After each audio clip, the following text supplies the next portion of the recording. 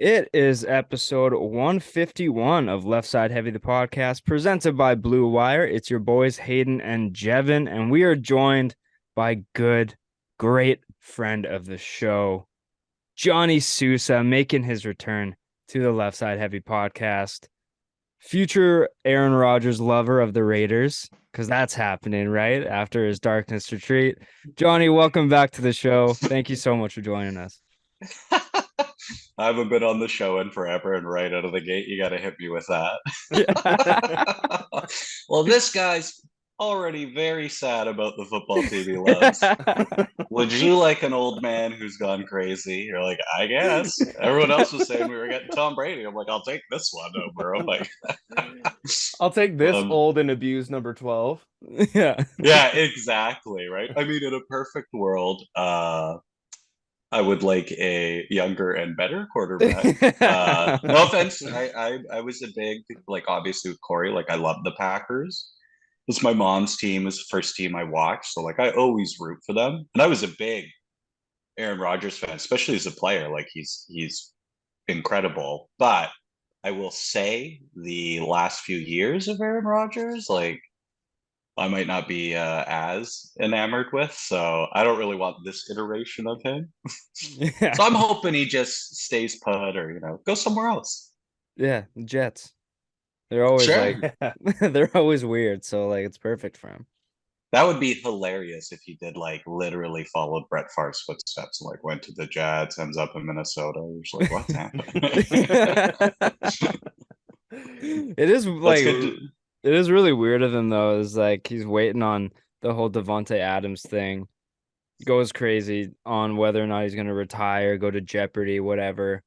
Signs a fat contract, and then a year later goes into like Donald's home back in Newfoundland or some shit.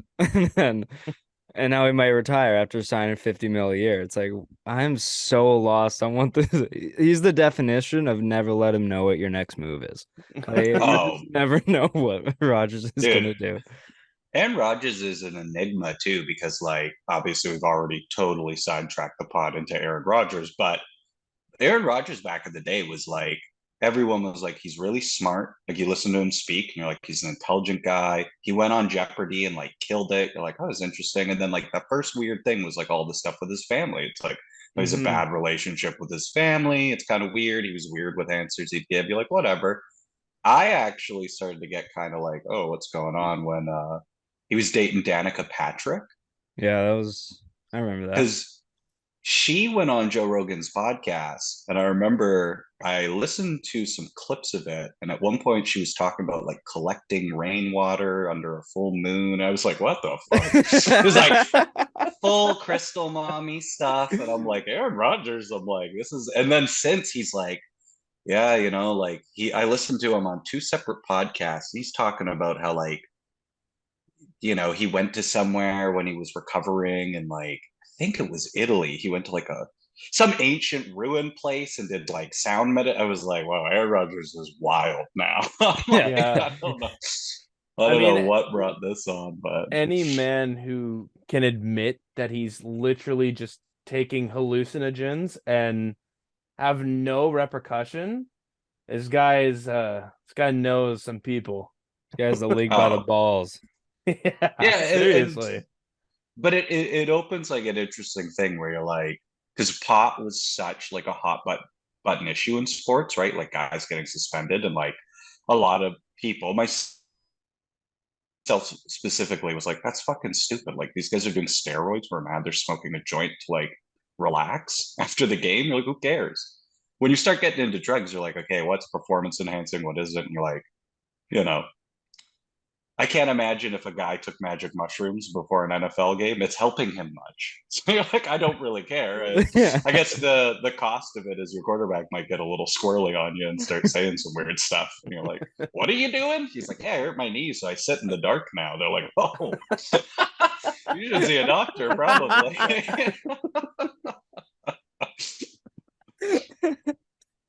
I hurt my knee, so I sit in the dark now. Yeah. Oh, we fuck. That's That's fucking good. All right. Enough of Aaron Rodgers talk. We'll talk about that when he finally makes a fucking decision on what he's doing.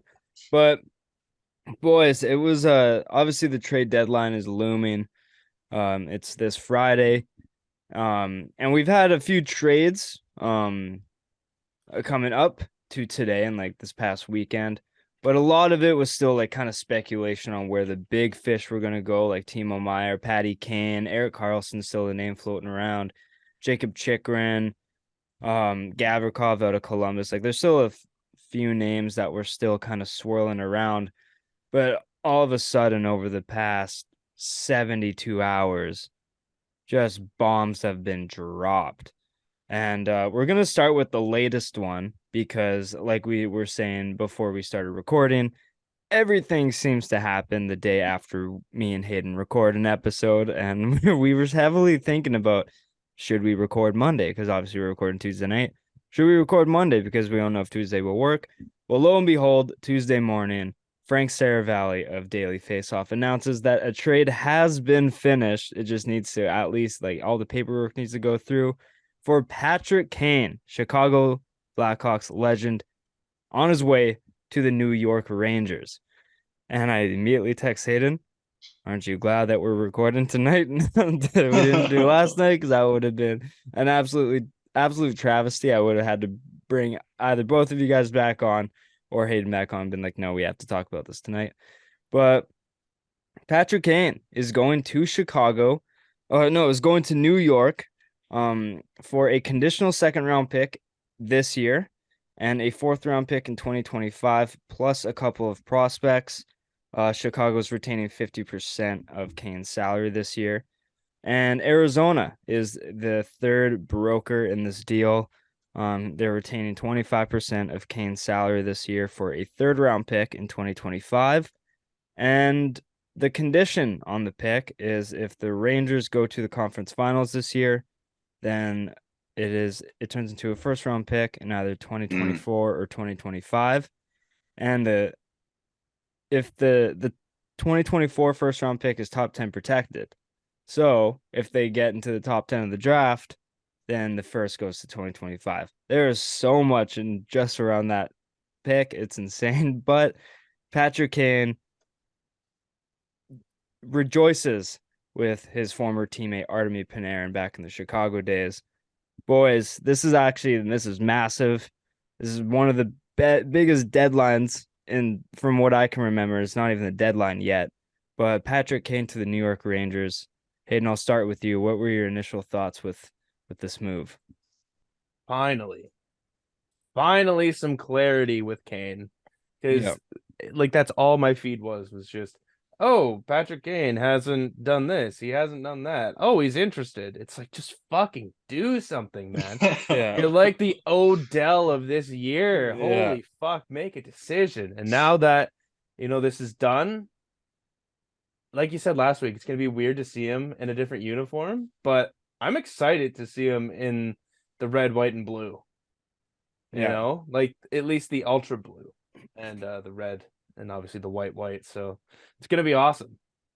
Yeah, I'm super excited. Johnny, what were your thoughts on the trade itself? Well, we should probably let the listeners know I'm putting on my casual cap right now. There was a long period of my life where I obsessively watched the San Jose Sharks and the Vancouver Canucks, the two teams I like. But time has killed my joy for things because everything I love sports team wise lets me down every season and I'm sad. So I felt like I still keep up, like I'll watch games here and there. And obviously when like crazy stuff like this goes on, you can't, like, if you like sports, like not see it or be aware of it. I have to laugh because like the Kane stuff, as I would see it, I'm like, this is like the fucking Bachelor. I'm like, every time I read something, it's like, ooh, he might be interested in him, and it's like he doesn't like you though. And I was like, holy shit! Like, I I guess for me, it's always like one, I had to go and check. I'm like, is Patrick Kane still really good? So I'm like, I don't watch Chicago. I know they're not. So I'm like, is he still good? I'm like, I was like, yeah, all right, he's Patrick Kane. He's still pretty good. Yeah. And then the Rangers are quite good. So looking at it, I'm like, okay, this makes sense. I think it's a good fit. Like you touched on, like I love the Bread Man. I think he's like great nickname, great player. So I'm like, that's a fun connection. I have to say, again, casual speaking, so I don't know, with so many stipulations for this to really aid the other two teams, I feel like they didn't get a great deal potentially. Like if Kane goes over there and they underperform, like what are they walking away with really? A So so, conditional second? so the difficult part about this is that Kane, it wasn't really smart for Chicago to keep him other than maybe jersey sales or to Yeah, bring in money for people to of watch him. course. This was a year they finally get off that contract. We're going to trade you to a contender, go try and win, and maybe you'll come back on a cheaper deal in the summer, whatever. It was smart for them to trade him, but he only wanted to go to the Rangers. So Yeah. they didn't have a lot of leverage in the deal. Which I And hate. Like, I'm a big advocate of like these guys get, finite amounts of time to play and they're putting their bodies at risk. I'm a big advocate for like, yeah, get your money, play where you want to play. Like, I usually support the players there. It is a little annoying when they like strap you so hard for options as a team because then once that's out there, it's like at best you walk away with something, right? Like this, where you're like, all right, well, we got maybe yeah, okay pick and then another pick. And then yeah, like some bad prospects. yeah. So it's like it's very hard. Chicago's in a tough spot because they're like, well, like we want to try and get something for him, but since the Rangers already traded for Tarasenko a week before, Rangers used a lot of their assets on him and couldn't really give Yeah. Chicago a ton for Kane. And Kane's aging a bit more. They have to take on a bit more money. I just think there's a lot of moving parts, and Kane kind of strapped Chicago down. Like, didn't really give him a lot of leverage in the trade. It's almost like when Kessler left the Canucks, Yeah. he gave them two teams that he wants to go to, and he wants to get out. And you're not going to keep a player that doesn't want to be here. So Vancouver obviously couldn't get the best deal possible for the peak of Kessler because they only gave him two teams. And if the other team's not interested, then you're like, well, I guess we'll take Nick Bonino and something else. Yeah. Like, I remember that so well. yeah. So it's like it's tough. And I think Chicago for what it is, I don't think it's terrible. Um I don't think they were gonna get a ton for him anyway. Because he's like a black hole on defense. He doesn't really give a shit about that part of his Mm-hmm. game. I mean, it's still Patrick Kane. He's one of, if not the greatest American born player of all time. And he's immediately gonna make any team better. But it's they were kind of handcuffed, really. I love statements like that because for our generation, we're like, like and if like someone your dad's age knew what a podcast was and heard, they're like, there was a guy in 1941 when you're like, okay, I'm sure that guy was fine. Like, I'm sure he'd look like shit at modern speed with modern players. No offense. Yeah, no. So I think the deal itself, I'm really excited to see what he does with New York. Definitely. They're a fun team too, anyways. Like they've got a Yeah. lot of fun pieces on there. And I mean, the East this year is just like Oh absurd. my God, Like it's it's gonna be such a fucking fucking insane. dogfight over there. Yeah. It's It's fucked. awesome. Like as an NBA fan, I remember those years, like especially as a Blazers fan, where like you go back 4 years, 3, 4 years, like the West getting to the playoffs was a fucking dogfight. It was so stacked. You're looking at the 8 seeded team and you're like, that would be the second seeded team in the East. Yeah. It was that good. They would just, everyone would take their Eastern Seaboard trip, dunk on all those losers. Like, thanks, Brooklyn. Like, we'll be good one day. You're like, okay. And then everyone's going to leave. You'll see. No, you're right. You're right. The only thing that I worry about slightly for this trade for New York is they got a ton of skill. Do they have the playoff players? Because playoff hockey is different than regular season hockey. You need Yeah. to get heavier. You need to get more physical. Rangers have all the skill in the fucking world. Do they have the playoff tenacity to like not be pushed around? That's the one thing I like think about in this.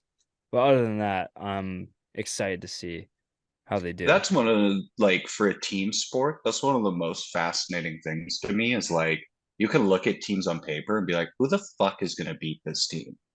And then they get in the playoffs, and then it's just like, oh, like there's this whole other element you can't really measure or assess. That's just like, you know, there's like guys who are just like they're different players when the playoffs are on, and their role players step it up, and then you get teams like, wow, the Nets, like Kyrie, Katie, you're like, that's a guarantee championship. And it was like, nope. Yeah. Didn't Oh, yeah, you're right. There's no team with three better players. It didn't matter. You know, you yeah. go up against these teams that are so well built and so deep. And it's like, well, guess what? Those players, they got to stop playing for a while. And Yeah. we got so and so coming in and so off the bench. It's just like, oh, shit. I mean, like the Rangers are incredibly deep. Like they have like such a good top nine. Their first and third line hasn't changed. And so Yeah. you get to keep those together. Like the kid line of Lafreniere, Hedel, and Kako, they're them three alone, not the greatest, but they play well together in a third line role. And you just throw in Kane and Tarasenko within the top six, and like your chemistry doesn't get damaged that much, and you did it ahead of the deadline. And they're going to be unbelievable. It's just a matter of like, can they hang with any of the big boys in terms of when playoff hockey gets like massively intensified. Like Yeah. Carolina, Boston, those are Tampa, like those are three heavy teams that like New York might have to go into. And it's not going to be easy no matter how much skill you have. That's how I felt looking at what the Leafs have done, where I'm like, damn, like the Leafs look deep as fuck. And then you're like, are they going to be able to beat the Lightning round one? Because that's what they might be facing. You know, it's like, it's great and all, but it's like, there's poison pill matchups for teams. There's so much like more to it than that. And there's also like, you know, you just pray when you're making these moves, like, especially for older guys, you're like, for the love of God, don't get hurt. Yeah. You know? No, 100%. It's scary, but huge trade. Hayden, I'm gonna go to you with this one first. Timo Meier to the Devils. Timo Meier I did was not on. call it. Yeah, you did not at all.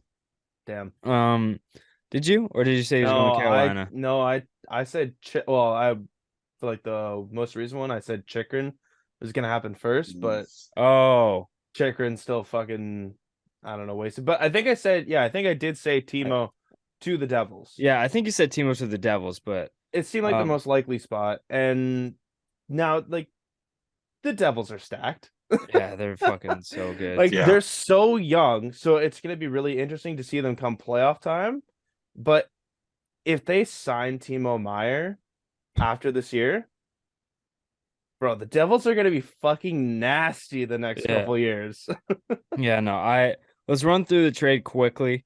So along with Timo Meier is 4 prospects, along with Scott Harrington, who is a bit of a solidified NHLer, but they immediately put him on waivers and then got picked up by Anaheim. So it was almost like a 3-team trade. Anaheim was in there and scooped Harrington up. And the Devils also got a 5th in 2024. And going back to the Sharks is forward Fabian Zetterlund, Andreas Janssen, Shakir Makamadulan, and Nikita Ochotuk. I'm not too sure if I'm pronouncing that right, but it's names that aren't from, I think they're all European, I'm going to assume. But they also got a 2023 conditional first and a conditional 2024 second and a 2024 7th. I think this is a massive W for the Devils. They got a 26-year-old power forward in Timo Meier who can get you 70 points, and you have the cap space to do it. And you got a draft pick as well. Who knows how much a 2024 5th-round pick is worth, but you still got some capital coming back, and you didn't give up any of your big fish like Luke Hughes, Simon Nemec, Dawson Mercer, Alex Holtz. Like, those are their top 4 prospects, and they held on to all of those for a guy like Timo Meier. I think this is a massive W. And obviously, nothing is guaranteed. You never know how prospects are exactly going to turn out. These guys could all become all-stars, and next thing you know, Timo Meier doesn't clip 50 points, right?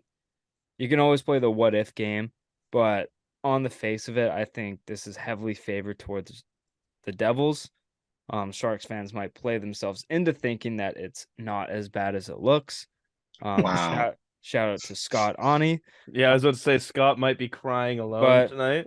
But I've talked to Scott, and he says he doesn't feel too bad about it. He's still like excited for what the Sharks got. But I think like the Devils are walking away with this with the biggest smile on their face. So Hayden, I don't know if you want to continue going into this, or Johnny, if you want to give your quick First opinion of on all, this. yeah, I want to give my opinion. I just said the Sharks were my first team or my favorite team.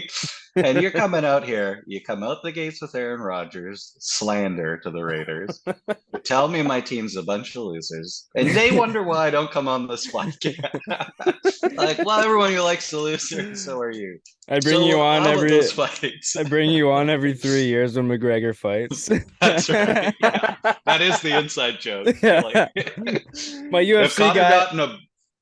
I've been joking with Corey. If Connor would just sucker punch someone at like a strip club, I would have been on the podcast way sooner. Yeah, it's like I got my UFC Johnny on. I'm not your UFC can you break guy. this footage down for me? All right, you see when he slaps this waiter. This 80-year-old man on the street. Yeah, that was a tough one. I mean, I'm sad. The Sharks team that like made the playoffs and went to the cup. Like I loved that team. Brent Burns, Big Joe, Little Joe. Like I was such a fan. I mean, even when we got Carlson, I always loved Carlson. Like he's a great guy. And Timo Meier really became one of my favorite players to watch on the team. Like he's just a ball of energy. He's so talented. I knew this was very likely. I'm in the Sharks subreddit quite a bit, so I knew like, we're bad. And like we're not in a good spot either. So when I saw it, I was pretty choked because I'm like, fuck. I'm like, who the fuck are these people? Yeah. But Jevin touched on a very valuable thing in sports, which is never doubt delusion. And when you need to believe, you can convince yourself. So I'm calling it now. These are red hot pros. Okay. You're looking at future Hall of Famers, all of them, literally. And I foresee I think comfortably we win 3 out of the next 5 Stanley Cups 5 years down the road. Call it now. Let's lock it in. I have no idea. Starting 2028, we are going on a run.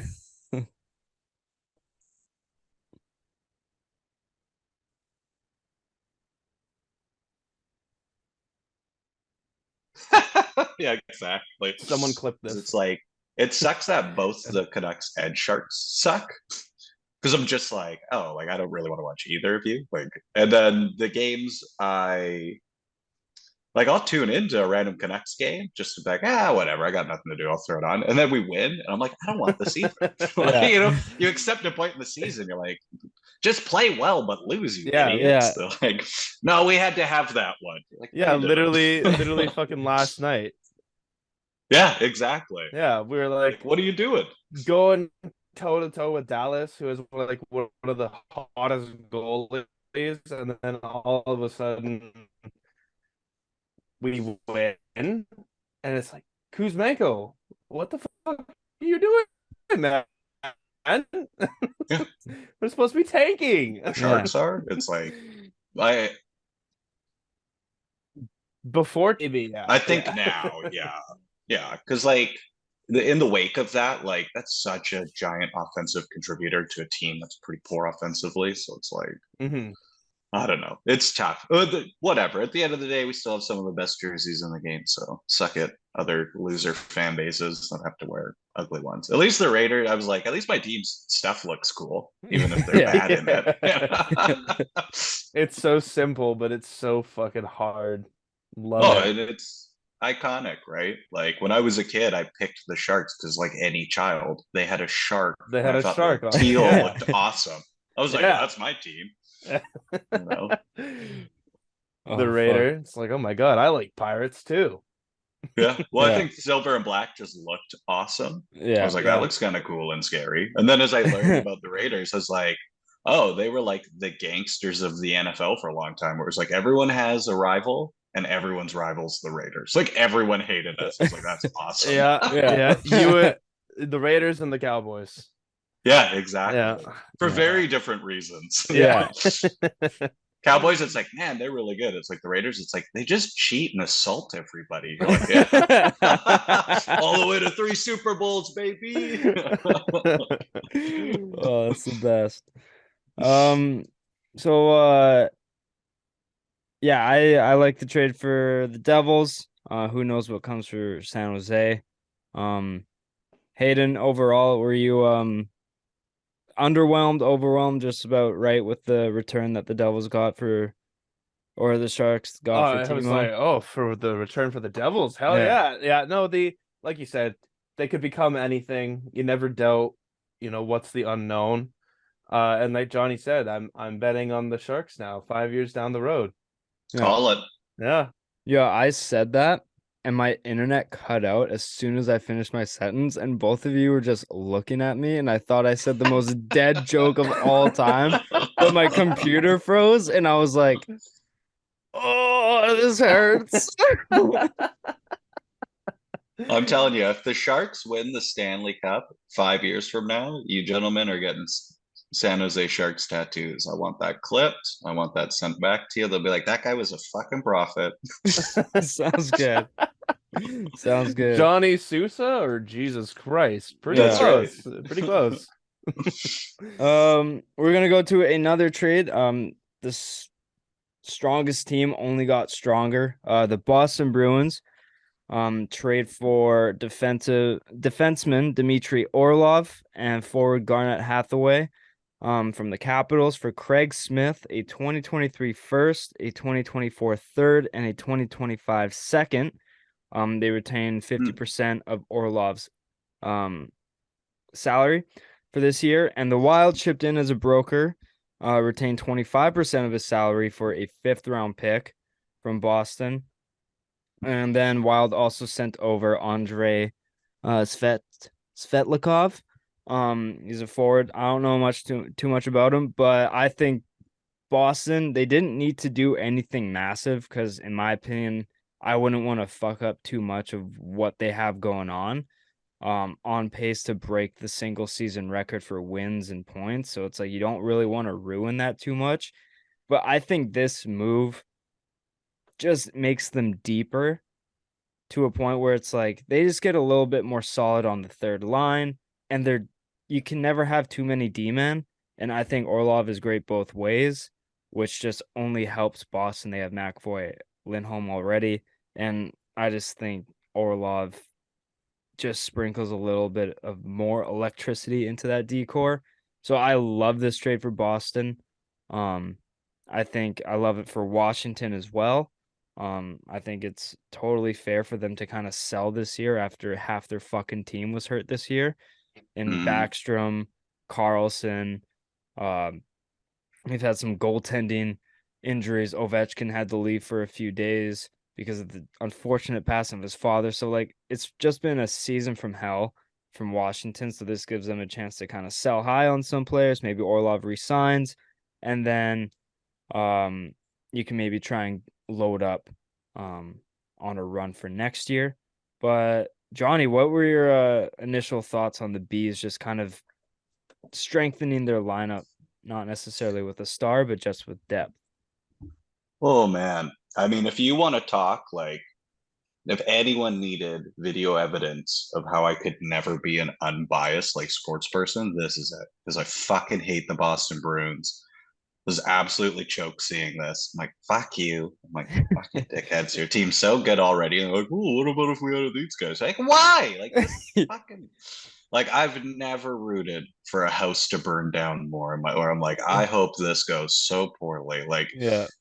And that's not even like, obviously, being a Canucks fan here, we all collectively hate Boston. Because it's like people are like, oh, well, they beat you. And you're like, it wasn't just that they beat us. They were fucking scumbags. Like the Yeah. way they played that whole year, there's big bully douchebags. Like, and Boston people are kind of like, with that accent. And you're like, it's just so fitting. I was like, fuck this team. And I've wanted to just like ignore that. And like the fact, as long as Brad Marchand is there, I'm like, fuck you. Yeah. You're amazing. Your team's good. I can like be unbiased in like recognizing how great they are, but like I genuinely hate them. And this is a trade where it's like, I think you kind of nailed it. Like for Boston, it's like, holy shit, why? But okay, great. Obviously, like, how do you look at it? You're like, that was really dumb. You're like, no, that's pretty good for them. And Yeah. for Washington, it's like, yeah, man, look at what's happened. Like, Yeah. the car is on fire. Can you imagine? They're like, get in. No, we're getting this guy in. You're like, no, like, whoever wants to run out, let him go. Gather what you can and yeah, reset. Like, Ovechkin's gonna be like 49 years old, sitting in his fucking little office there, still chipping in 25. So it's like, you're fine. He'll let him hang around. But yeah, good for them, I guess. Yeah. Aid? Yeah, Johnny put it all into like what you could really just define the situation as. And yeah, Boston gets stronger. They lose a little bit of like, I guess, kind of structure, but I mean, I feel like they grew that anyways, and these pieces are just gonna fit the puzzle, even more perfectly. Yeah. And yeah, good luck. Good luck to anyone in the East. Like, Can I it's ask like you guys? You guys know way more about hockey than me.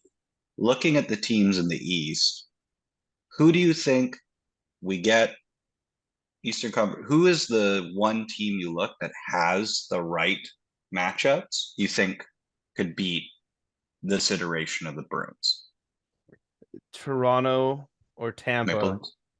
Yeah, like I betting on would. Toronto is the hardest thing to do, but after this off season, like they finally maybe committed to doing and selling. I know we'll talk about it, but like Tampa, you can't count out Tampa because it's like counting out fucking Tom Brady. You know what Mm-hmm. I mean? They're just always in the playoffs. They're a tough playoff team. But Toronto is like the firepower they have now and the defensive game, like they don't need the best goaltender. They No. just need to outmuscle. And even if anyone's like watching the game tonight, Calgary versus Boston, Calgary isn't good at putting pucks in the net, but Calgary's very good at limiting Boston's chances. Boston has 2 goals on 11 shots, and Calgary has a goal on 42 shots. Wow. So you just limit them and maybe get some goal scorers. Like it could easily be 3-2 right now for Calgary if they had anyone that could score. Mm-hmm. Yeah. And I feel like that's what Toronto could do.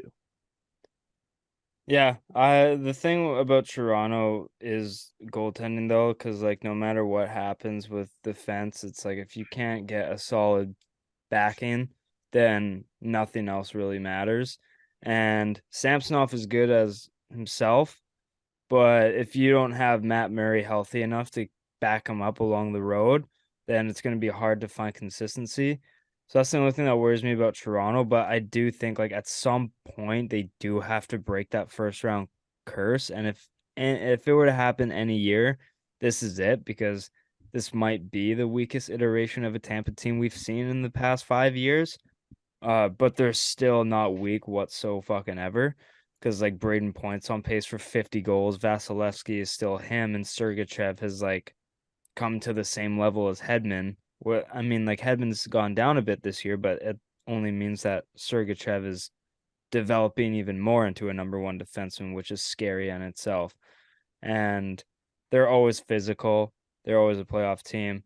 I think Carolina always brings it, and I still think they got one more big move left in the bank. Please be JT Miller. That would make me Mm-hmm. so happy. But Carolina's coaching Rod the Bod Brendamore. I think the way he coaches that team, it's like they make it really hard to lose. So I think Carolina, and I honestly think like New York is going to go on a run this year. Last year they overexceeded going to the Eastern Conference Finals, but now it's like it's Stanley Cup final or bust now, it seems, or Eastern Conference final or bust. Like they've raised that expectation that much, and I think New York has it on all levels. They have really good defense. They have one of the best goalies in the world, and we've talked about what they did with that offensive core. So it's so hard to pick one team that can beat Boston because we've rattled off 5 and we haven't really come to a conclusive answer yet. So it's gonna be really hard. And honestly, playoff hockey for sports, like team sports, is probably pound for pound like the best playoff sports to watch. And the Yeah. fact that this year it's like, listen, you might not have a dog in the race. Every Eastern Conference series, right? Like every Eastern series over there is going to feel like they're like, a win away from the cup. Because like the teams are so stacked, there's so much on the line, and so many have made big swings and investments. And it's like, when the stakes are that high, it's like I'm just genuinely fired up to just whatever the game is, just to know in the evenings I'm gonna have like some fucking like crazy tense hockey to watch. It's gonna be Yeah. fun. Yeah, it's gonna be really exciting. Speaking of Tampa, we're gonna go to them right now. They acquired forward Tanner Jeannot from the Nashville Predators for defenseman Cal Foote, a conditional 2025 first, 2024 second, and um a third, fourth, and fifth round pick in 2023. Um, it's a fucking lot for a guy who has 15 points in 49 games this year. What I tried to think is that, as we said, Tampa's a very heavy team. They're physical when it comes to the playoffs, and Tanner Jeannot is just that. Last year, I think in his rookie year, he got 42 points in 59 games, and he had 130 penalty minutes, and a lot of those were fights. So he's a physical power forward. He's having a terrible year this year, but Brisebois came out and said that he doesn't really value the picks that he gave up to be high, and he thinks trading for Jeannot and signing him cheap and long term is going to be a lot better bang for buck for them. So it's really hard to go against a masterclass like Brisebois, who's almost won every single fucking trade that he's done. A lot of people harped on his Hagel trade, who gave up 2 first-round picks for him and stuff like that. But next thing you know, Hagel's point per game this year, and he's lighting it up with Point, Stamkos, Kucherov. Like he's doing really good. So I want to give Nashville the win because I think they got so much capital for a good retool. I still think they're gonna win this no matter what, but I can't give Tampa an F on this because of his history in trades, and I just know that he's somehow gonna become a point per game player with this. But Hayden, I'm gonna go with you to this. It seems very lopsided, as I've mentioned, but what are your thoughts on this trade for Tampa and Nashville? Yeah, honestly, I think it is lopsided, and I think you have to look at the lens that says it's lopsided. Um, Tampa's just giving up a piece where they'll know this guy is physical. They know that this guy is maybe not an all-star, but a star in his own way of like, if someone goes after Stamkos, Janot's coming after whoever went after Stamkos, and that's no question about it. So it's gonna just be almost like Janot's gonna be the goon, I feel, or like someone to just not fuck around with.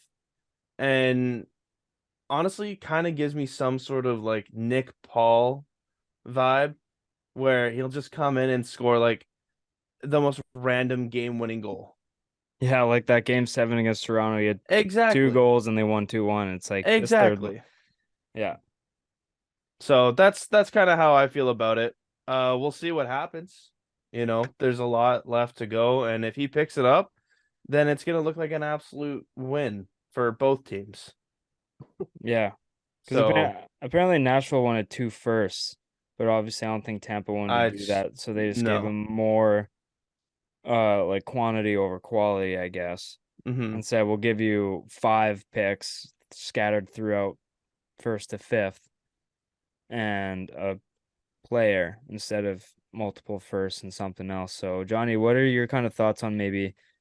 I would say buy low on a young forward who's in a bad year, but they did kind of the fucking opposite. They overpaid for a player who's doing bad, but he's a young guy who can be signed long term for cheap. Again, what are your thoughts cas- on that? casual cap. I've never heard this guy's name before. The whole time you were saying it, I was just thinking of like puns about how like, did you know that Hayden's been called a natural predator as well? Like, I was just like, because I'm like, I don't know who this guy is. And then you're talking, I was like, 15 points. I'm like, oof. Yeah. What he sounds like is every time I hear someone describe like this, I just think of like Milan Lucic, like guys like that, where it's like, I guess if you give everything right and they have the kind of like synergy to work with, they click with the right guys, they can like do both, or they can be like solid offensive contributors, but also like primary a big role is like they're a bull out there. Yeah. Right. Like they're gonna make sure nobody's fucking around. If they gotta like, put a big hit on somebody, keep players honest, it's like that's what they're out there for. I'm never crazy about like spending a ton on guys like that. I like those guys. Like when Rafi Torres was on our team, I love Rafi Oh, Torres. When you're playing against him, I hate Rafi yeah. Torres. Yeah. It was like Chris Pronger. It's like if Chris Pronger was a Canuck, I'd be like, hell yeah. But watching Chris Pronger, I'm like, God, what a piece of shit. Yeah. That's like it's complicated. But that sounds to me, again, very casual. Like that sounds crazy, but I think you nailed the more interesting angle, which is look at the track record of the guy making the deal. If you're that fan base and you're fucking sitting there like shaking your fist at the TV, like this guy's giving you more than enough reason. Trust the process, see what happens. For all you know, like Hayden said, if you're sitting here like month and a half from now and Buddy's already got like 15 points in that, you know what I mean? Like if all of a Yeah. sudden it's just like clicking, they're gonna be like, holy shit, he's a genius, da da da. So it's like I try not to, when it's my teams, when they do stuff like this, I really try to not react too strongly because you're always like, let's see. Yeah. No, That being said, 100%. Again, all the teams like are bad. So And it's a lot of let's seeing to be like, oh yeah, this was bad. And I'm just thinking, like, the guy they traded for is 23 years old. So if they sign him Mhm. to like an 8-year, $20 million deal or whatever, and he's making like just over $2 million a year, then it's like by the time it hits his fourth year and he's like a consistent 60-point guy and he's only on for $2 million, you're almost kind of buying low on him off a bad year. Yeah. And it's like it's like you're overpaying to buy low on a guy where it's like, you're coming off the point of like winning multiple cups with like Stamkos, Kucherov. They're kind of aging a bit. So you're kind of bringing in this young guy who's tough and just a piece of shit to play against.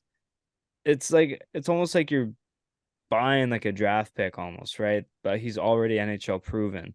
So I see it from both sides. That's why it's probably not as much of a lopsided win as it seems to be. Is because he was almost a point per game in his rookie year. He's just having a really bad year this year. So you might find that again if you kind of put him with Nick Paul or Sure. Braden Point or some shit like that. If you put him with playmakers, you might get back to that. And he's And so not to young. mention, Jev, older teams like that, you bring in a young guy with a ton of energy, it can be a shot in the arm sometimes. Exactly. It's like getting a puppy when your dog's aging. It's like you bring Yeah. the puppy side out of them again, right? So Stamkos, Kucherov, they might get a bit quicker because they got to keep up with the young buck. And Oh, I Hayden, thought you meant like the fan base will be happy because they've got like, hey, look, this new young guy, he's fun. And oh, then they have to like put Stamkos down in 2 years because they're like, how old is he? We had some good times, you and me. yeah, yeah. I was thinking from the player side, but the fan base side too. Yeah, I agree with it. But Again, like the guy's so young, you're like, who knows ceilings like that? It's like, I'm much more like schooled on the NFL than the NHL, but this parallel happens in that sport a lot where it's like, how many times do you see guys have a bad year and everyone kind of give up? And then it was like, oh, that's all it was. But you'll also see the inverse of that, right? Sometimes where a guy has a bad year and never gets it back. yeah, You're just like, oh, that was weird. Instead, yeah, you're just a player who had like 2 good seasons. yeah, exactly. Yeah, it's a high risk for sure, but we're gonna go to Edmonton trade. Probably one of the bigger trades of the day besides Patty Kane, of course. The Edmonton Oilers acquired defenseman Mattias Ekholm and a 6th-round pick in 2024 from the Nashville Predators in exchange for defenseman Tyson Barrie, forward Reed Schaefer, a 1st-round pick in 2023, and a 4th-round pick in 2024. Nashville is retaining 4% of his contract. I thought that was a fucking mistype right there. Because he is signed through 2026. So it's a few years you're going to have to retain salary. And maybe Edmonton just need to get underneath a certain number. So it's like, hey, instead of us giving another 2nd-round pick, can you retain this certain percentage to get us below this, and you'll take this? It'll probably just be like, if we take on 1 more percent, then you have to give us an extra draft pick, and maybe Edmonton didn't want to do that. Who knows? But off the rip, I think this is a great trade for Edmonton. It's pretty even, in my opinion. Nashville's retooling on the fly like motherfuckers, and they completely understand where they're at. Whereas Edmonton improved immaculately on defense where they needed to. They don't need any more goal scoring. I was going to get to this point later, but Connor McDavid scored his 50th goal in 61 games. They don't need more offense. They need defense. They literally don't need any other offensive players. Yeah. You can put Connor McDavid out there with 4 defensemen. I think he's still hitting 50. Yeah, it's insane. So, like, you get a defenseman like Mattias Ekholm, who's he has like 18 points in 60 games, but he's solid defensively. You don't need 70-point defenseman. You need someone who's going to hold it down on the back end. Dude, he's a top 4. Yeah. Like he's big. He's great for playoffs. He's solid. I think this is amazing with what Edmonton did. I think they got the right defenseman. Did they overpay? Maybe.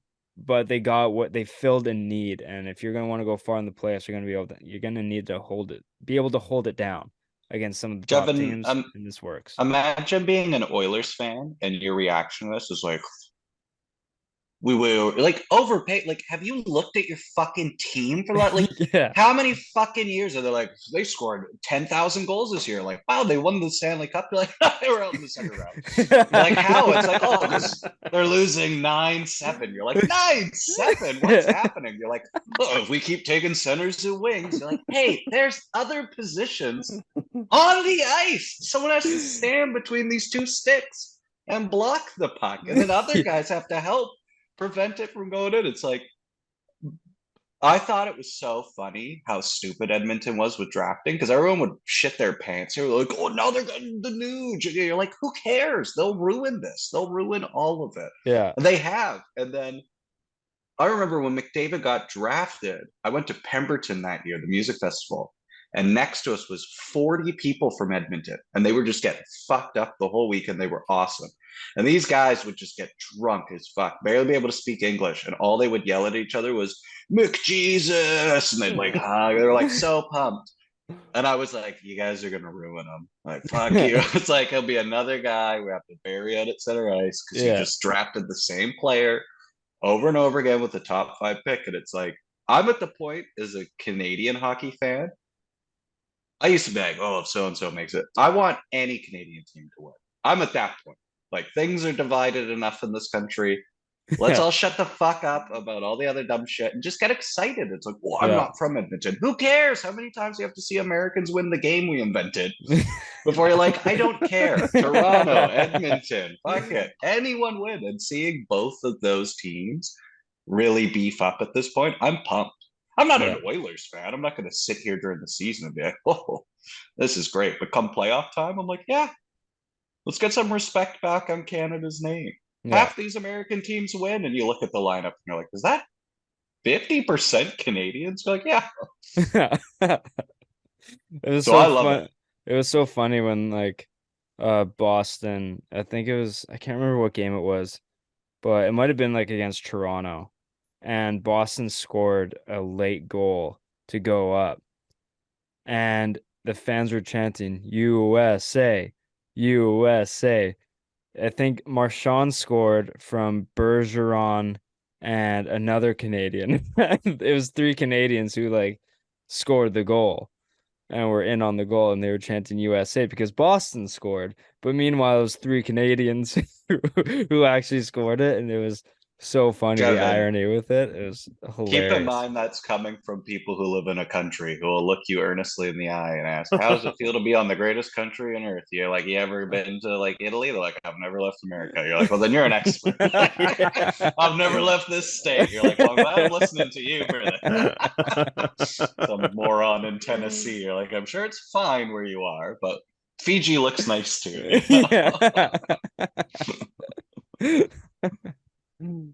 But Hayden, let's go to you. This trade for Edmonton. How much does this kind of improve their road to like a run for the cup?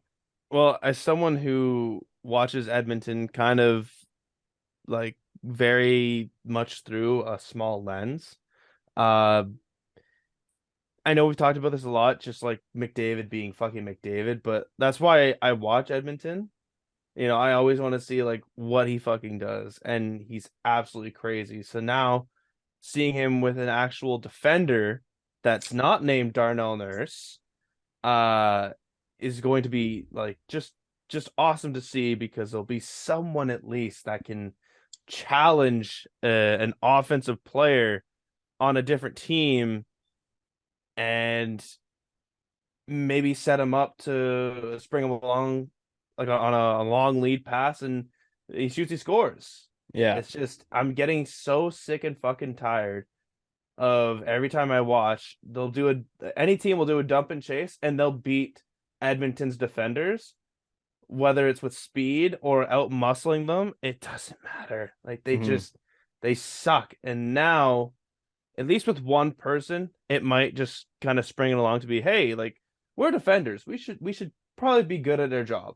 Yeah.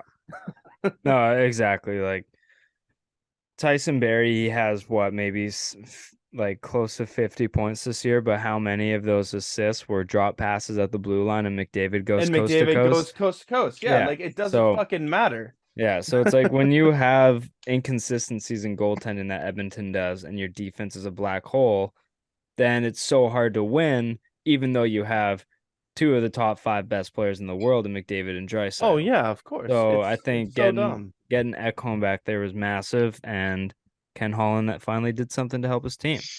Yep. And But then they also traded Puljujärvi for fucking who did he go to? Some he went to Carolina right. for it was a I think it was a cap dump to get Ekholm.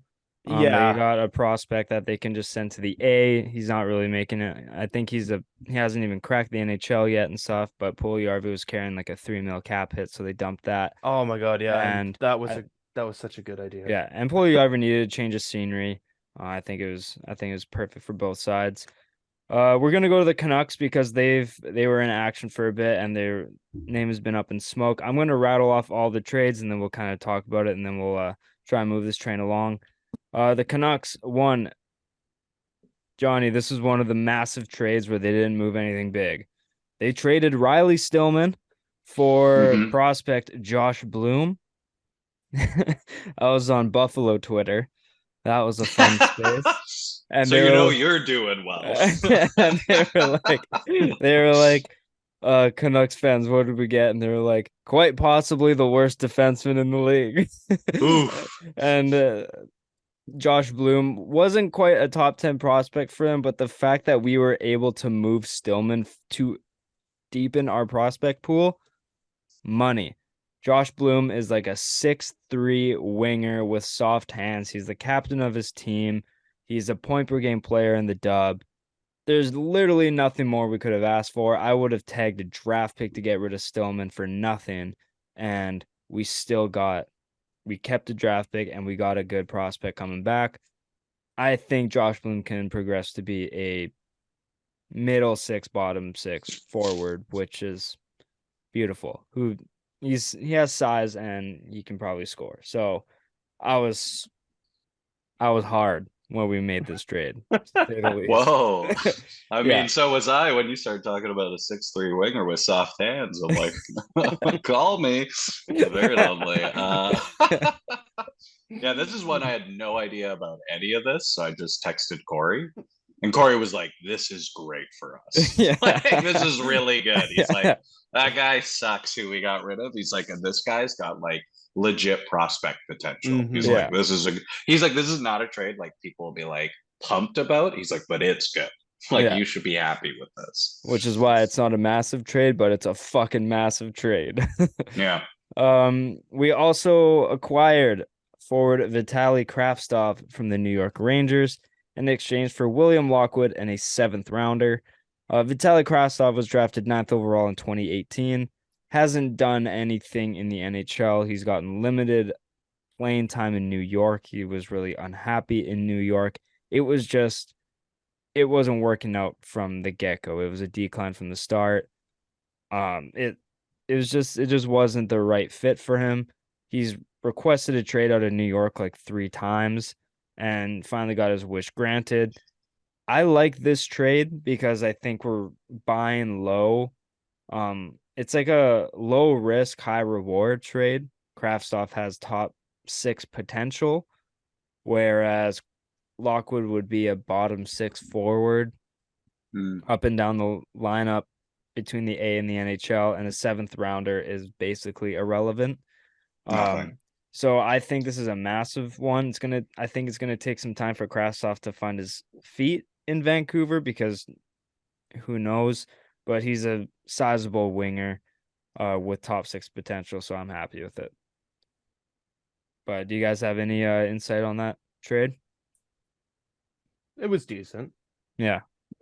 Yeah, can't really like harp on it too much. A lot of New York people were like, that's all we got? Like, that's it? So it seems like they were wanting more. But again, similar to Patrick Kane, New York didn't really have any leverage. They were like, teams were like, you're not getting that much for a guy who doesn't want to be there. We're going to wait for you to waive him, and then we'll pick him up for free.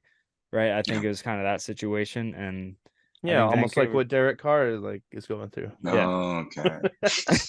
Settle down.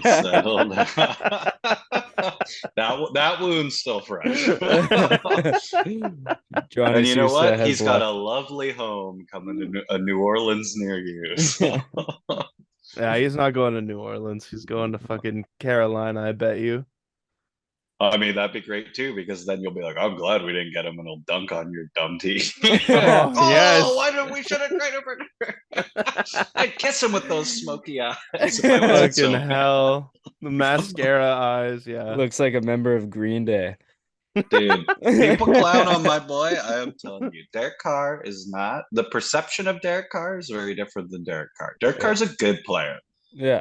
I love Carr. You know, he is. Just needs a good team. You, yes, it's go look at what he had all that time, because the only thing people do now is it's like Devontae Adams. And you're like, yeah, okay, we finally gave him some shit. And then the year Devontae Adams came over, Renfro and Waller barely played fucking the whole season. And you're like, oh, well, see, we suck and he's bad. And you're like, dude, we ended the season again with a top 20 defense. Like, this is all he's known. He's had the same OC twice, like for 2 fucking years is the longest he's had one. It's like, give the guy some stability. The Carr family's cursed. His brother had it way worse. But it's like David Carr, yeah. Yeah, it's like goes to the Texans in 2 seasons. He's the most sacked player in NFL history. Like, well, that's not great for your rookie. Like, that's not great. You'll be like, that guy sucked. You're like, yeah, he got 0.1 seconds before somebody was clubbing him over the head. You know, back when there was no like roughing the passer like there was today, right? Like he was getting like legit murdered back there. Where Tom Brady's being smacked on the face mask and getting roughing the passer. If you want to see when it was bad, go on YouTube and watch NFL Top 100 of all time and go look up any cornerback in the 70s who played for the Raiders or the Pittsburgh Steelers, and you will watch a guy the second the throwing ball's bodies suplex someone on their head. Yeah. Literally. Like just grab them and like bam on the top of their head. Just like, oh, they're wearing helmets made of styrofoam. You're like, you're fine, get up. Hand the guy a cigarette. Like we've come a long way. Oh my god. Oh, that's so funny. Wow, we got sidetracked to the heavy. You're welcome.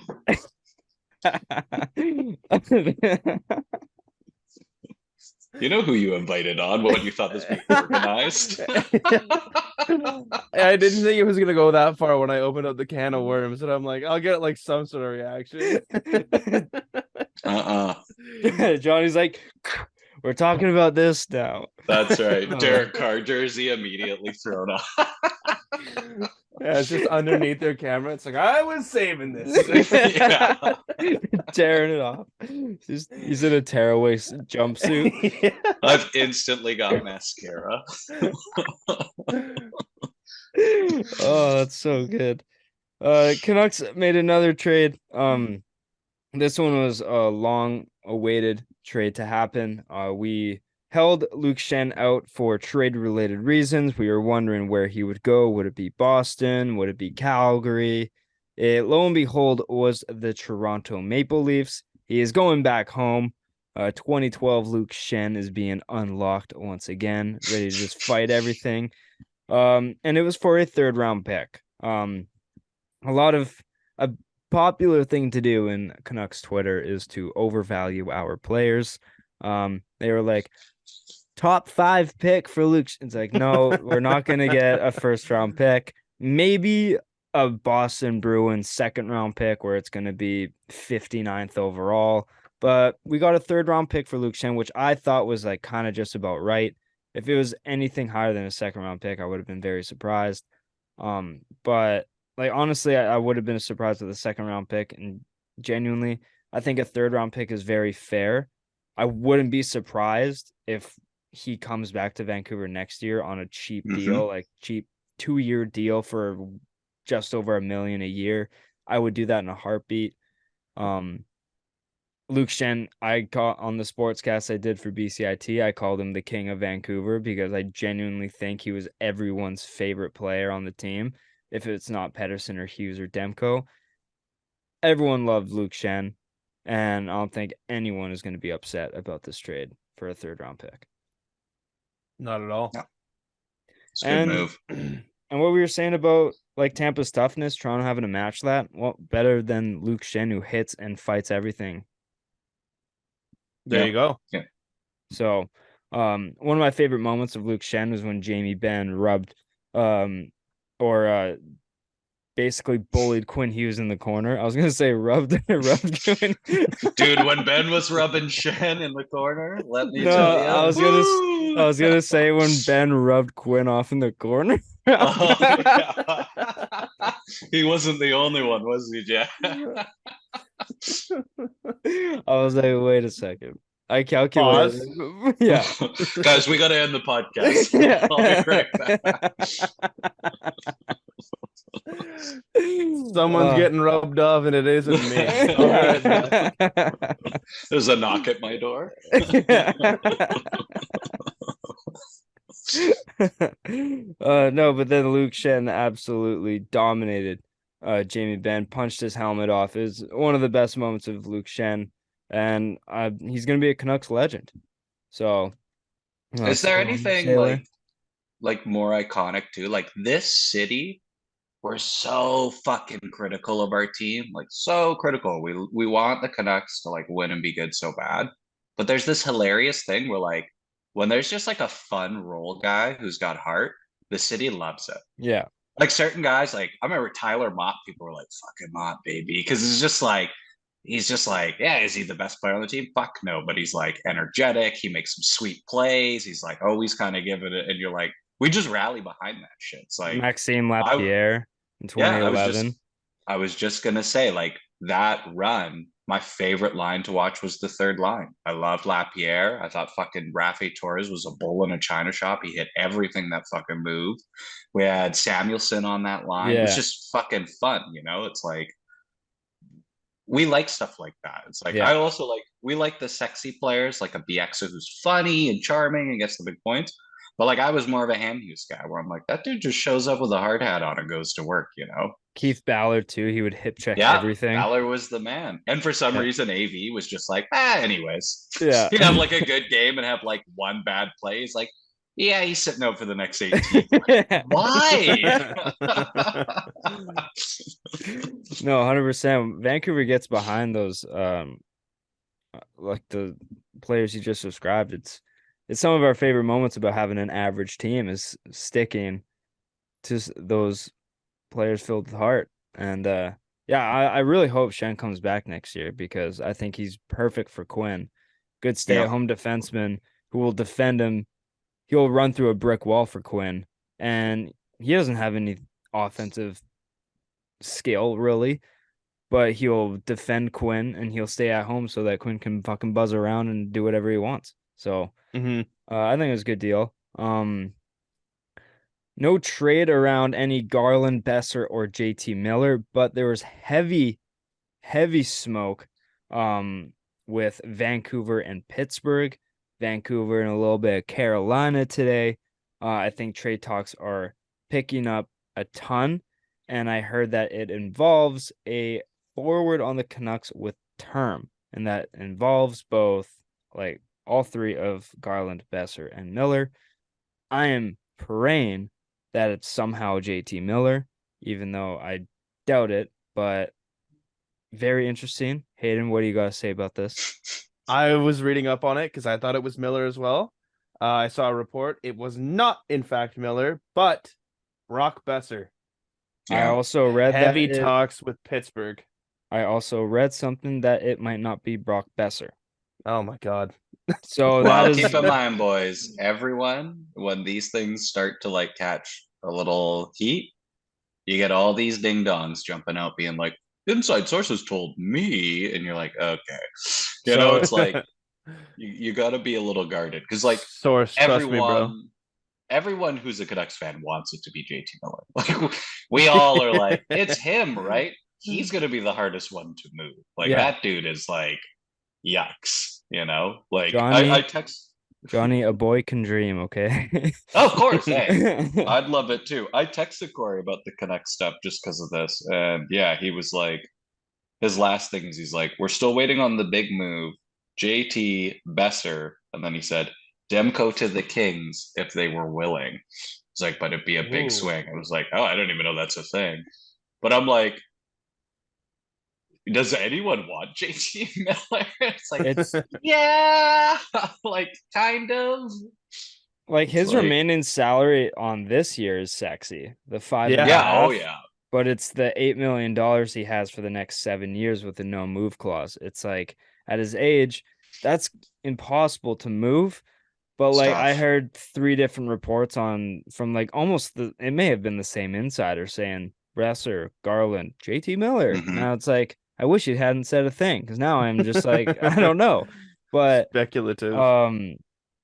Yeah, like I can understand maybe like a JT Miller trade for a Carolina because maybe it kind of works with their window where they have like a middle-aged group on the younger side where it's like JT Miller might be able to help, but they're like in a playoff spot, one of the best teams in the league. It wouldn't make sense for Pittsburgh when their window's almost closing to get an aging contract like that, whereas Carolina will be competitive for a long time. So maybe it makes sense to get Miller where that contract might not be so bad. So that's like what I'm thinking. But again, it's so hard to like see who they're talking about. I think that it's Brock Besser involved in the Pittsburgh trade. I think it makes the most sense to get a young scorer for 3 years on a team with Crosby, Malkin, Gensel, Raquel, whatever. Even though I heard some things about Raquel maybe coming back, who knows? But it's all smoke right now. It's so hard to kind of speculate on what it is, but it's interesting to talk about as a Canucks fan. Definitely. I hope it's JT, but it won't be.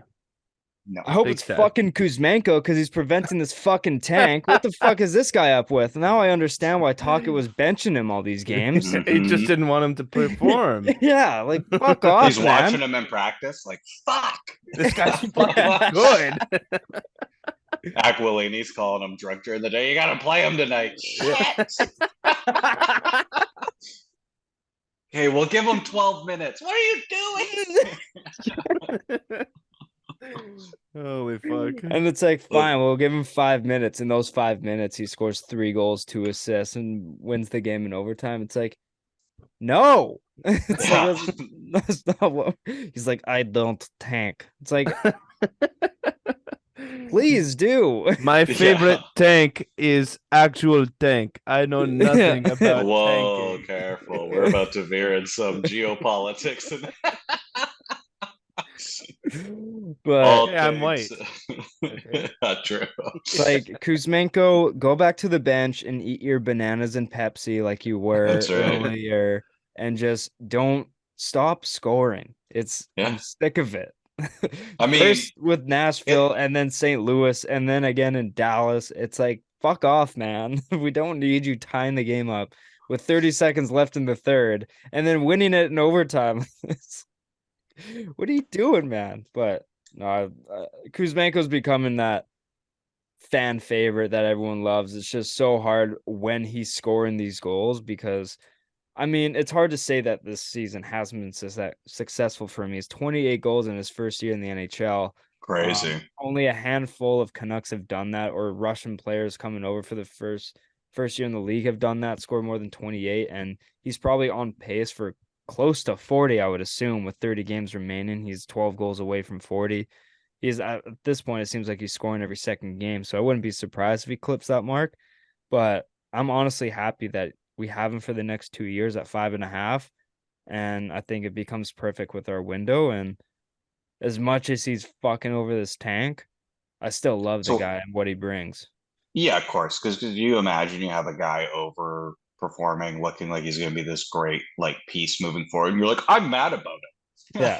Okay, yeah. Like I guess we all want to tank for a very specific reason, but it's ultimately pretty nice to know. You're like, okay, he looks like he's going to be fucking legit. Like that's good. That's what you want to see out of these guys. Ultimately, it's like also, even in a shitty season, he's making big goals in big games. You're like, that's also a nice trait to see that he has. It's like he's performing with like, I don't want to say nobodies, but not the like top tier players that we have.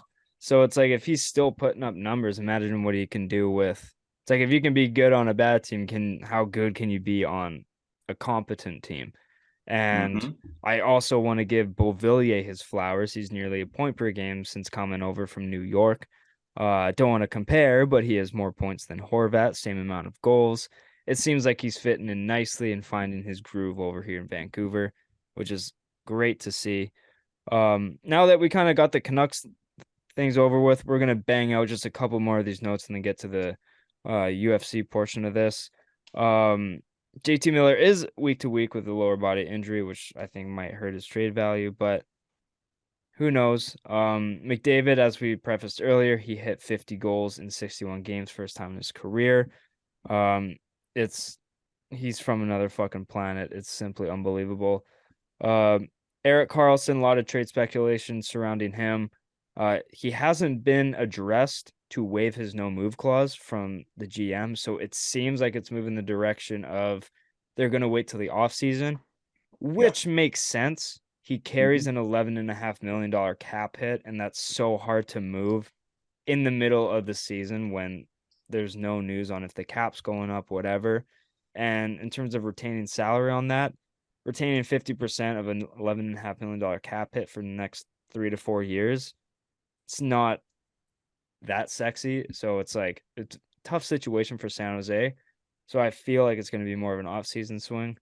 Barry Trotz is to take over as GM for Nashville next year. David Poile announced his retirement. It seems like David Poile is going off on a high note because he's making this team's future so much fucking better. And it's like, here, Barry, I'll make your job a little bit easier for you. coming off. But Barry Trotz wanting to get into as a manager, doesn't want to come back as a coach. He gets his wish on a team he's coached, what he's basically known for, almost next to Washington. Quick tidbit from you guys. What are your thoughts on Barry Trotz getting the GM role in Nashville? It's pretty good step up.